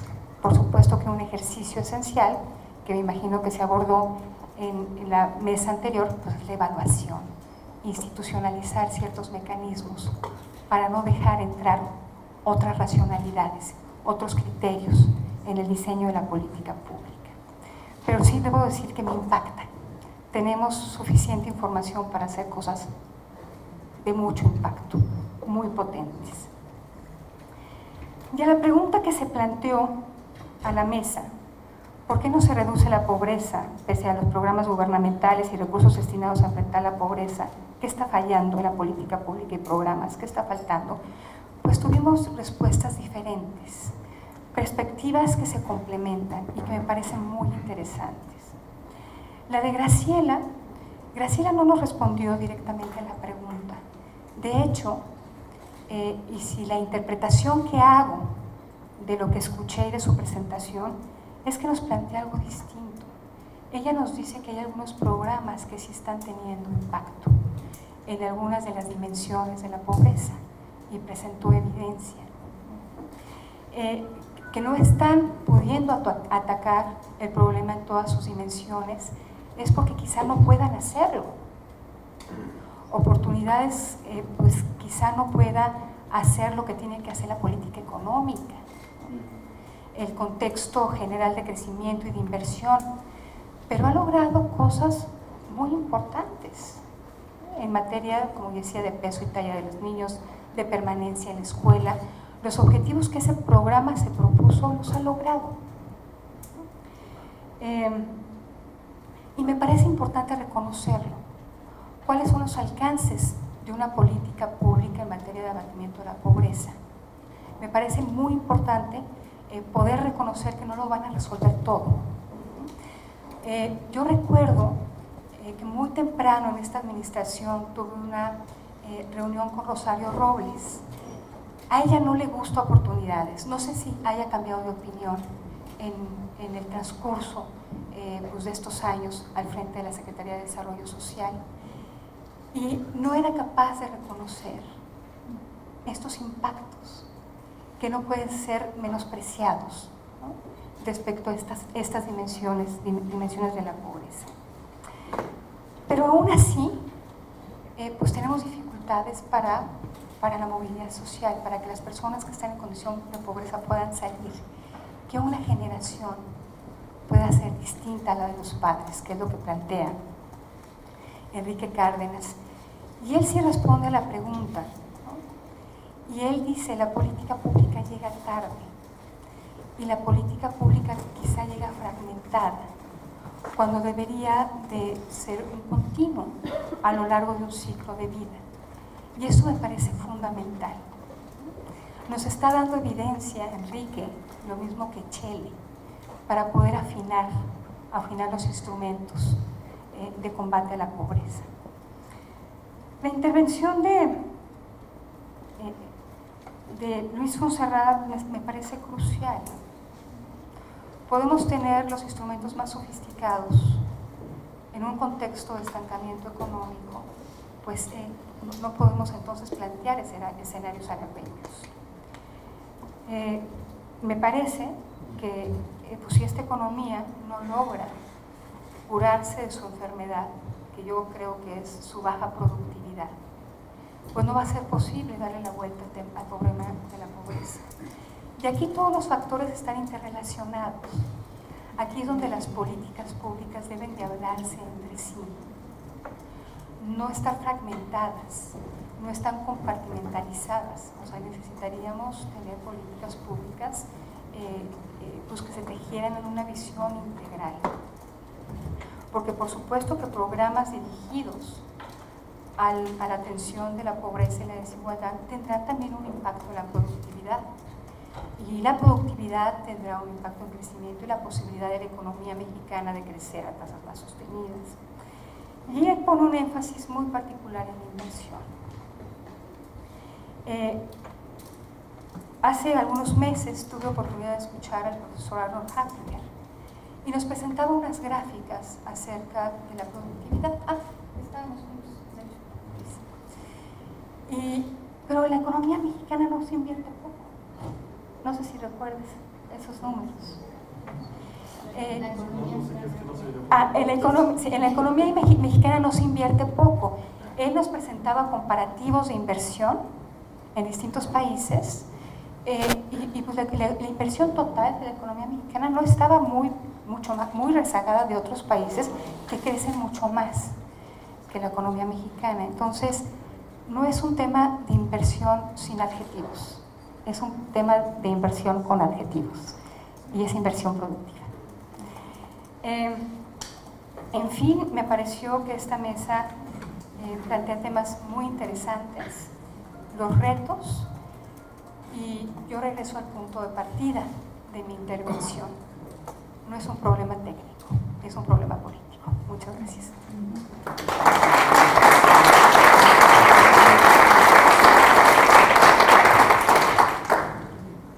Bueno, conectando con el último comentario, yo coincido que ese es un tema político y de instituciones, pero también yo diría que es un problema técnico bien complejo. Tanto así que creo que viendo el conjunto de presentaciones que hemos tenido hasta ahora en la mañana, pues ninguno de nosotros hemos podido contestar o darles una respuesta simple y clara de qué explica, por ejemplo, la baja productividad y el estancamiento de la productividad de la economía mexicana en los últimos 30 años, ¿no? Yo creo que son un conjunto de factores y factores bien complejos y que atacarlos también a su vez es bastante complejo. Y quiero empezar con la presentación de Luis Fonserrada porque es el tema distributivo es algo a lo que me he dedicado. Pero primero, al final me quedé un poquito como en el final de Citizen Kane, viendo cuál era el ingrediente mágico que se había anunciado al principio. No sé si era la inversión como punto general, pero me quedé esperando cuál era el punto, el arsénico, exacto. Y yo creo que no hay un arsénico. Yo en lo particular creo que tiene que ver con esto de si es un tema técnico-político. Creo que realmente la clase política no sabe, y no es un tema es en gran medida un tema de conocimiento. No hay una receta fácil. Por ejemplo, para darles un ejemplo muy claro que ahorita está en la agenda pública, ¿no? México tiene un gran hueco de políticas públicas en pequeños productores, ¿no? Hay política social que llega al campo, a familias, a hogares rurales muy pobres, y hay política productiva que llega a grandes agricultores, pero no hay política productiva que llegue a los pequeños productores. Hay muy poco de eso. ¿Por qué no lo hay? Pues puede ser porque hay una captura perversa de los grandes productores, y hay en parte, hay una captura, no hay ningún grupo mejor representado en las cámaras como grupo que estos, pero además hay una gran complejidad. Es mucho más complejo, dada la heterogeneidad tremenda que hay de los productores y de las características de los productores y su dispersión poblacional en el país, que cada uno de ellos o cada tipo necesita un paquete diferenciado. Es mucho más complejo resolver ese problema que, por ejemplo, lo que hacía Oportunidades, lo que hace Próspero hoy en día, que es dar un paquete estandarizado a toda la población con ciertas características, el mismo paquete, ¿no? Eso es muy sencillo. Parecía bien complicado, ¿no? Antes de que se hiciera, y fue un gran logro hacerlo, porque se pensaba que no se podía que era muy difícil, por ejemplo, inclusive transmitir recursos monetarios en zonas rurales, pero se logró. El tema de los productores es mucho más complejo, y es un ejemplo, ¿no? Hay otros que son mucho más sencillos, y ahí entra el tema distributivo, ¿no? En efecto, el análisis de los subsidios es fundamental, de los subsidios a gasolinas y al IVA, aunque quisiera aclarar que no aumenta la desigualdad, no hay manera en que aumente la desigualdad de ingreso, simplemente son una manera tremendamente ineficiente de reducir la desigualdad. Entonces el análisis de Gini no sé qué base tenga, pero para que aumente la desigualdad en México, una transferencia o un subsidio tiene que ser más desigual que la distribución del ingreso. Un país como México hacer eso es muy, muy difícil, porque quiere decir que se puede hacer, ¿no? Y ahí les voy a dar dos ejemplos donde se hace, pero no son los subsidios a gasolinas y no son el IVA, porque pues no tienen esa. Los que sí lo hacen son los subsidios, y son de hecho más importantes cuantitativamente, son los subsidios a la seguridad social contributiva, ¿no? El sistema de seguridad social en México contributivo, como la palabra sugeriría, parecería ser una transferencia, pues, de tú cuando eres joven a tú cuando eres, y es en gran medida eso. Pero además, porque han estado por miles de razones, en parte por diseño, en parte por captura, en el caso de los públicos, hay subsidios de varios puntos del PIB. Y esos subsidios sí son más regresivos que la distribución del ingreso. Esos subsidios sí aumentan la desigualdad, pero hay muy pocos casos, digamos, donde el Estado logra, porque quiere decir que le tiene que dar más de 40%, focalizar más del 40% del subsidio a los estratos de menores ingresos, ¿no? Y darle menos del 1%, que es su participación en el ingreso, a los estratos del primer decil, ¿no? Entonces, nada más para aclarar eso. Me centro ahorita rápidamente en el tema de la movilidad, que me parecieron muy interesantes y muy complementarias y muy sorprendentes en distintos sentidos las dos presentaciones. En el caso de la de Chele, y de hecho inconsistentes, a pesar de que una es relativa y la otra no, sí son resultados que me parecen inconsistentes y que requieren más investigación. Lo voy a decir por qué. Bueno, primero tengo una pregunta: si el 1.5% de pobres extremos crónicos son por los extremos multidimensionales. Entonces ahí se cruzan el hecho de que en el periodo de encuesta hubo una política pública muy poderosa que seguramente tuvo un efecto, que fue la ampliación masiva del Seguro Popular, que no cambió francamente masivamente el nivel de vida de las personas. Sí, por eso, pero bueno, mi propuesta dice, porque el 1.5% sí es muy sorprendente. No, pero si tú ves, por ejemplo, en las cifras en la ronda, se replica el 10% que tú observas con las cifras de ronda. Sin embargo, cuando las juntas, es cuando ves este número. Y eso es lo que es interesante. Sí. Todo de acuerdo. Yo simplemente, mi sugerencia es, una cosa muy interesante es que resuelve un misterio, que es que todos los que hemos hecho medición de pobreza hemos tenido, que es, ¿cómo es posible que digamos que hay 10% o 20% de población en pobreza extrema? Que quiere decir que es gente que no puede comprar la canasta alimentaria ni aunque se gastara todo su dinero. Sabemos que se gasta 60%, no todo su dinero, entonces no debería existir, no debería poder subsistir.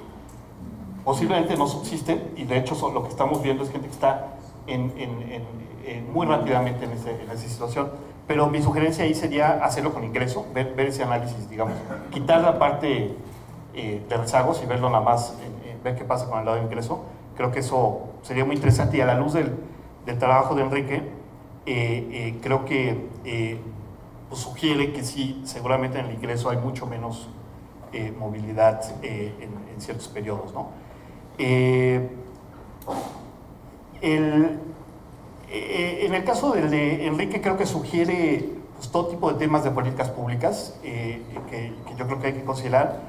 Hay muy pocos países que se hayan planteado reducir la desigualdad, por ejemplo, como un tema de política pública, ¿no? Una excepción notable reciente es Chile. Chile se planteó explícitamente bajar el coeficiente de Gini como una política pública. Normalmente los países se plantean sacar la pobreza, reducir la pobreza, mejorar la movilidad, pero no reducir la desigualdad, porque es algo bastante complejo y que requiere todo tipo de acciones, y que pues, en muchas sociedades además no se ve como el problema central, se ve como un problema instrumental. El central se ve como más bien el de desigualdad, el de la pobreza, ¿no?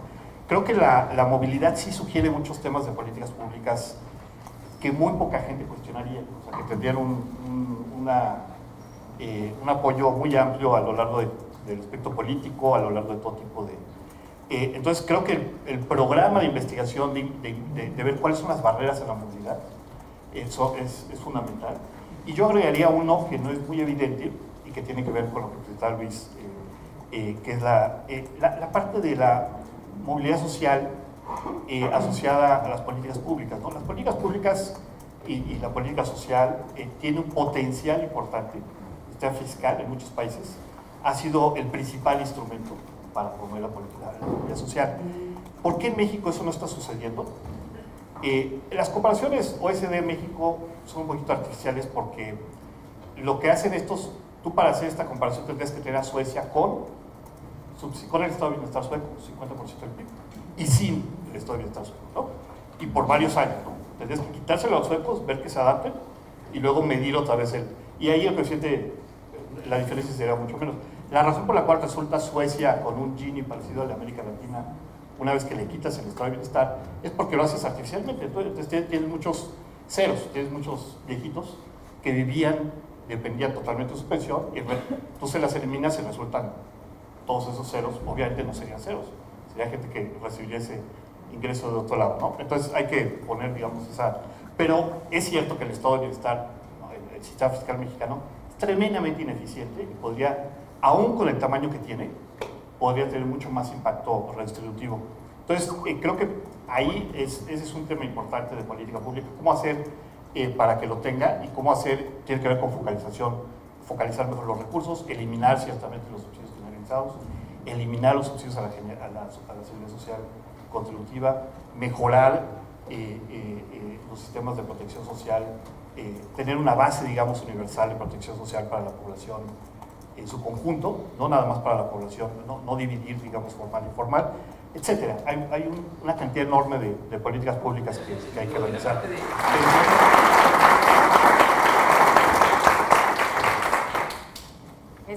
Muchas gracias. Tenemos muy poquitos minutos, pero bueno, vamos a dar la palabra a unas 4 preguntas.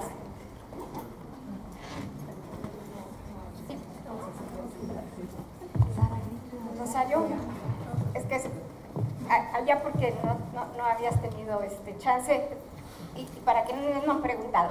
Y ya, yo creo que tendremos oportunidad en la siguiente reunión de poder poner todas las preguntas que nos queden en la mesa, ¿no? Pero vamos tomando estas, y si da tiempo, tomamos más. Buenos días, soy José Manuel Domínguez, presido el patronato de una fundación CCD. Permítanme mencionar 3 factores muy terrenales, ¿no? En México, particularmente promovido por la Iglesia Católica, ser pobre es bueno y generar riqueza es malo.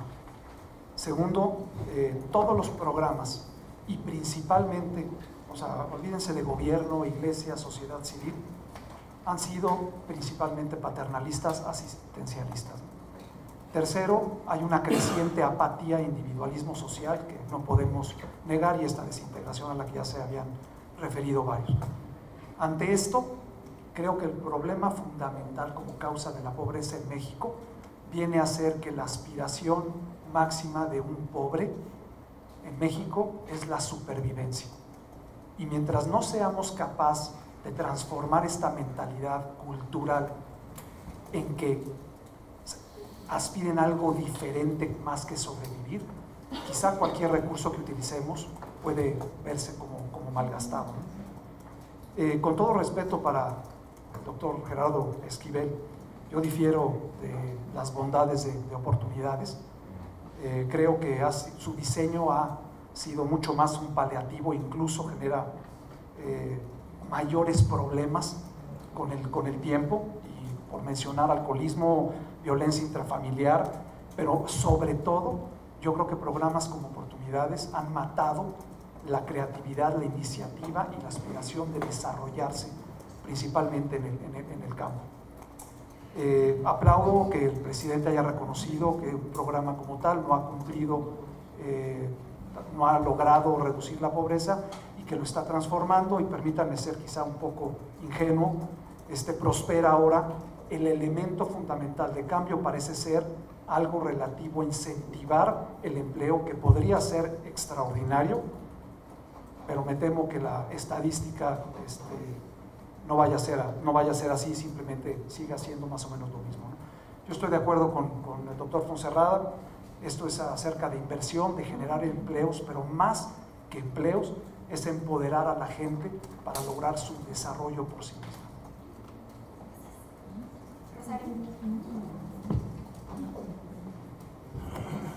No, en general no oí mencionar a las pymes. Creo que desarrollar a México, sin considerar que la mayor parte de las empresas son pymes y que están dedicadas al servicio y a la comercialización y no al desarrollo de nuevos productos ni de tecnologías nuevas, es evitar una gran problemática y una realidad de México. Asimismo, creo que el financiamiento a este tipo de empresas no es necesario, es indispensable. Las líneas de crédito a estas empresas se llaman impuestos, o sea, usan el IVA, ¿no? El no pagarlo, claro. Usan el impuesto sobre la renta y las retenciones para financiarse, porque no tienen acceso a verdaderas líneas de financiación adecuadas. También creo que aquí tiene que ver la falta de educación, formación y capacitación mejor dirigidas hacia el desarrollo científico y tecnológico en nuestro país. Lo más caro es la tecnología y la seguimos comprando. ¿Dónde está el apoyo a las instituciones de desarrollo tecnológico y de verdadera creación? En otro aspecto quisiera decir también que en la parte de las emprendedoras, de las mujeres, pues ahorita las políticas que hay, pues sí, financian a nivel de cooperativas, no digo que no, a préstamos maravillosos de 5,000 pesos que no permiten crecer verdaderamente de la empresa familiar o corporativa a la pequeña y mediana empresa. Yo conozco muchos grupos de mujeres, pero no pasan de 2 o 3 mujeres que realmente producen, no estoy hablando de artesanías ni de otros sectores, que realmente producen conocimiento o tecnología a menor escala, pero que no tienen acceso a préstamos mayores a 5,000 pesos. ¿Cómo lo van a hacer? No tienen patrimonio con qué garantizar, entonces solamente es a la palabra y eso no permite crecer verdaderamente. Gracias. Gracias, soy Sara San Martín del Centro de Estudios Ecuménicos y bueno, es muy compleja esta problemática de la pobreza multifactorial y también las respuestas creo que tienen que ser con muchas variables, incluyendo muchas cosas. Yo solo quiero señalar como dos cosas. En términos de las políticas públicas, ¿cómo le hacemos cuando hay contradicción en las políticas públicas, ¿no? Se esfuerzan por políticas sociales que ayuden a superar la pobreza y encontramos otras políticas económicas que le dan en la torre a lo poco que tienen los medios las personas. Un ejemplo, la política con las empresas extractivas de minería, ¿no? Ellas generan muchísimas ganancias, 550,000 millones de ganancias del 2005 al 2010, y solo de impuestos al un 1%, 6.500 millones. O sea, ni siquiera dicen están dando al país para invertir, sino se están llevando todo. Y junto con ello la depredación del medio ambiente, el quitar a la gente sus medios de vida, su territorio, la salud. O sea, ¿cómo vamos queriendo superar una cosa cuando por otro lado hay políticas y en los últimos 10 años se ha abierto las puertas a los megaproyectos, a las minerías, a esto, ¿no? Entonces, debe de haber una armonización de las políticas públicas que vayan en un sentido apoyar mucho de lo que aquí se ha dicho, ¿no? Que la gente tenga medios de producción, que tengan salarios dignos. La otra es cómo podemos cambiar nuestra visión de justo de los pobres, como más bien sujetos de derechos y personas que han sido empobrecidas, son en situación de pobreza, no son pobres, están empobrecidas por muchos factores, históricamente, generacionalmente, y cómo ellos pueden participar, tienen espacios de participación en las decisiones que se toman de las políticas públicas y de su desarrollo y de sus medios para enfrentar su situación de pobreza. Ha habido esfuerzos, ¿no? El Banco Mundial en el 2000 hizo todo un estudio grande en diferentes países, 21 países, de voces de los pobres. La Secretaría de Desarrollo Social en el 2003 también hizo una encuesta a 3,000 gente, preguntándole a la gente cuáles son las causas, cuáles son las alternativas, y tienen cosas muy claritas que proponen, ¿no? Entonces, ¿cómo podemos incorporar también la voz en la construcción de la gente, ¿no? Una parte muy fuerte en una síntesis es un empleo digno, ¿no? Condiciones dignas de empleo, y también que no haya corrupción, que las instituciones funcionen. O sea, tienen muy claro las partes que les corresponde, pero también que corresponden a los demás sectores. Gracias. Bien.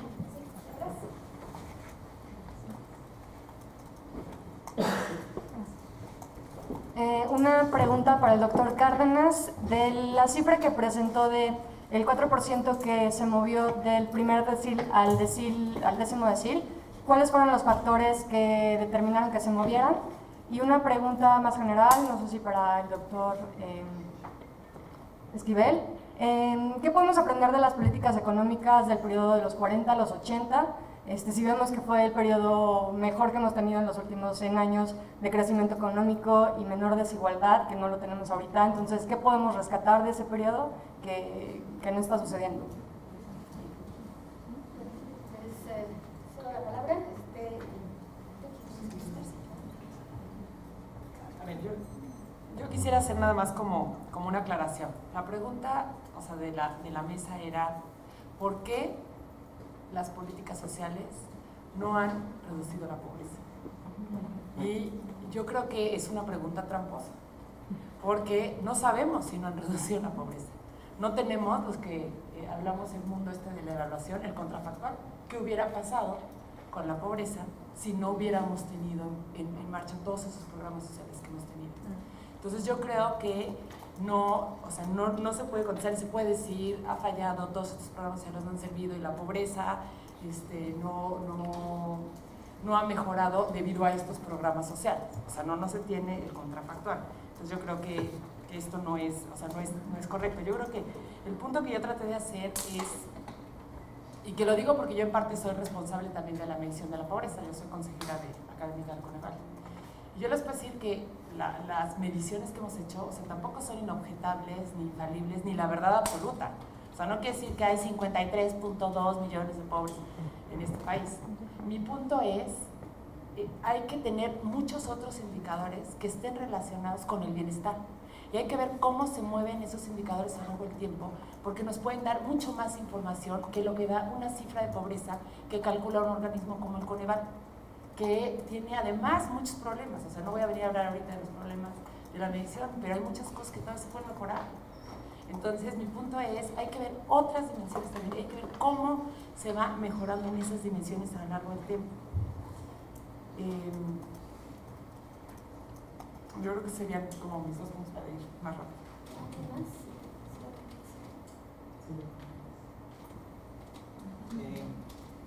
Bueno, yo quisiera agradecer los comentarios de todos, me parece que fueron muy interesantes, y también las preguntas, y obviamente contestar directamente la que me acaban de hacer, pero sí estaría yo de acuerdo en que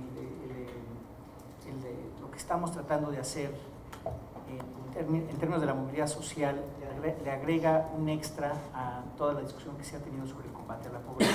Porque a veces esto de tratar de identificar, de quitar el anonimato de la gente. Tiene otra cosa que al ser multidimensional, al haber tantos factores que inciden en estos temas del bienestar, sí hay mucho lugar para política pública, como decía Edna, como decía también John hace un momento. Nosotros visualizamos en el CEI como que el tema es como de un arroyo. Imagínense ustedes un arroyo que lleva agua, pero que tiene piedras, palos, basura, y que eso hace que el flujo de agua se interrumpa o vaya más lento, ¿no? Y que entonces quizás lo que hay que hacer es identificar qué tanto afecta cada una de esas piedras, o sea, cuáles son las piedras, cuáles son los palos, la basura, que está impidiendo que eso fluya, para ir extirpándolas, por decir algo, y permitir que el flujo sea mejor, sea más rápido, que haya mayor fluidez. Y ahí sí creo que hay mucho campo no nomás de política pública, de mucho de política social. Y me gustaría comentar un dato muy rápido. Estamos trabajando con una organización civil de segundo piso que se ha planteado como objetivo facilitar la movilidad social. Eso nos llamó la atención porque nos vinieron a buscar y dijeron eso, ¿no? ¿Y ahora tú qué? Y entonces resulta que esta organización lo que está tratando de hacer, lo que va a estar tratando de hacer es alinear mucho del trabajo que ya existe sobre temas de mejora social, que tiene 1000 organizaciones, pero para tratar de darles una lógica de quitar estas piedras, precisamente, y de permitir cómo se pueden unir, cómo puede haber esta cosa. Y ahí cabe las pymes, y cabe a lo largo de todo el ciclo de vida, y no solamente de vida de las personas o de las familias, sino también de su actividad productiva. Entonces caben las pymes, cabe su financiamiento, no solamente, ¿no? Innovaciones, ¿no? Entonces, en ese sentido estamos como entusiasmados porque sí pensamos que hay manera de ir mejorando esto. Un comentario nada más en la parte de regresión, qué tan regresivos son algunos subsidios. Bueno, uno que te faltó, John, es el gasto público sobre las pensiones que se hacen. Ya ves lo que le toca a CFE o lo que le toca comparado con lo que le toca a los del Seguro Social o los trabajadores del Seguro Social, sí está cañón. Entonces, bueno, es un detalle. Y luego, cómo se movió la gente hacia arriba en forma directa pues puede ser varios factores. Tenemos un trabajo que estamos por publicar de historias de vida, ya no cuantitativo como que son encuestas, sino muchas entrevistas a profundidad a familias enteras en diferentes partes del país, que no va a poder ser representativo, es cualitativo, pero te da una idea de por dónde pueden ir las cosas y esperamos que con eso tener mucho mayor claridad. Sin duda uno de los motores importantes sí es la educación, eso es clarísimo, y hay casos de grandes éxitos en ese sentido, pero son poquitos, otra vez estamos hablando del 4%. El problema, creo, es que eso siempre hay, o sea, esos outliers, digamos, existen. Lo que es el reto es cómo hacer que todo el mundo se mueva, o sea, que podamos juntar al país que está, a mi modo de ver, como quebrado, como roto, en donde tenemos una economía muy productiva y una muy poco productiva, en donde tenemos un sector formal, otro informal, tenemos unos con muy pocas posibilidades y otros con muchas más posibilidades. El dato del PIB generado por economía, por la parte formal de la economía, si uno lo dijera, bueno, si toda la economía fuera como así de productiva como ese pedazo del 40% que tenemos, pues entonces el PIB per cápita andaría por veintitantos miles de $25,000 al año, que ya nos coloca en otro lado. Así de quebrado está el país. Entonces, bueno, perdón, ya me fui un poco para allá, pero son casos, sobre todo de educación. Y yo creo que muy bien. Yo quisiera hacer algunos comentarios. Uno, hay una confusión, me parece, ese es un punto de vista no solo mío, comparten algunos otros estudiosos de esto, sobre la productividad. O sea, la productividad parece así como un efecto mágico ¿de qué? La Secretaría de Hacienda creó una unidad de productividad ahora. Entonces el tema es, ¿cómo vamos a incrementar la productividad en el país? ¿Qué botón tenemos que tocar para que haya productividad? Y yo creo que está mal planteado. ¿O qué? ¿Un psicoanálisis masivo? Yo creo que el tema es al revés. La productividad no nos va a dar crecimiento. Déjenme ponerlo al revés. Es el crecimiento el que produce la productividad. Es la inversión el principal elemento que incrementa la productividad, y esto lo hemos visto en muchos casos y en una encuesta directa a empresarios. Entonces, no debe seguir siendo un misterio la productividad, necesitamos psicoanálisis masivo. Yo creo que se requiere inversión, educación, inversión en capital humano, inversión física. Las pymes sin duda juegan un papel fundamental, el tema del financiamiento es crítico, pero ahí están. Lo que requieren es que tengamos un medio, un ambiente de negocios más favorable. No tener a un inspector de la Secretaría del Trabajo, de la Secretaría de Salud, del IMSS, de Hacienda, sacando dinero, el poco que se logra en ese mes, crear un ambiente de negocio mejor, mejorar la regulación. Esto es certeza jurídica. La pobreza está vinculada a la falta de certeza en derechos de propiedad, de certeza jurídica, y al monstruo regulatorio que tenemos. ¿Cómo van a vivir las pymes? O sea, a mí me sorprende al que haya, ¿no? Los subsidios generalizados, evidentemente, yo estoy de acuerdo con John, por supuesto, pero sí modifican la distribución del ingreso. Y una manera de verlo, y esta imputación que le hice al ingreso para calcular un Gini si cambiara, es, por ejemplo, si el beneficio, si tuviéramos el IVA generalizado, se tendría una enorme cantidad de dinero, como un punto del PIB. O sea, es muchísimo dinero. Enrique ya sabía qué iba a decir. Dice que es más, y puede que sí. ¿Qué tal si le repartimos 5,000 pesos a todos los mexicanos mayores de 18 años, todos ricos y pobres? Pues los ricos que pagaron 15,000, de todas maneras van a haber tenido 10,000 menos de lo que se estaban ahorrando. Y los pobres van a tener 2,000 más de lo que tenían. Es un cambio brutal. Ayudaría muchísimo. Y hay los programas regresivos, o sea, yo mencioné 3, Enrique mencionó otros 2, John se los sabe de memoria, muchos, son cientos de programas regresivos. Ese es un tema fundamental. Y déjame terminar siendo un poco cínico alrededor de cómo resolver la pobreza. ¿Cuáles son las salidas que tienen nuestros trabajadores sin trabajo? O que tenían por cielo, por mar y por tierra, hacia el norte. Pero resulta que la frontera del norte ya está cerrada. Entonces, no es sorprendente que estemos viviendo esta brutal precarización, esta enorme falta. Yo creo que el gran faltante en México es la falta de capital, el acervo de capital. Se ha dado inversión, pero no la suficiente y no bien. La falta de capital que tenemos en el país es alarmante. Los fierros, carreteras, puertos, aeropuertos, computadoras, software, eso es el capital. Carretillas, ¿no? Eso es el capital. No tenemos suficiente capital para absorber a la gente. No importa, y déjenme ser cínico, qué movilidad tengamos, ¿quién va a absorberlos? Si tenemos como en el caso de España, una enorme calidad en educación, la salida de los españoles es también por cielo, por mar, por tierra. Eso nos pasa a nosotros. Entonces, yo creo que es muy importante conocer, trabajar, ver los temas de movilidad, los distintos aspectos, la voz de los pobres, creo que es fundamental, todo esto, pero seamos realistas. ¿Quién va a dar el ingreso que requiere el caminar en la movilidad? ¿Quién va a dar el ingreso que requiere que alguien mejore?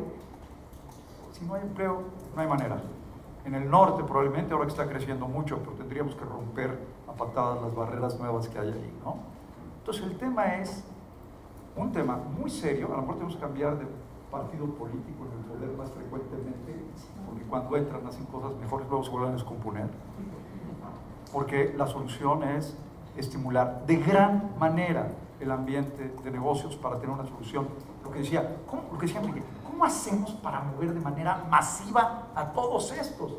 Y no unos que lograron saltar y van de regreso otra vez. Y el tema es muchísimo más empleo.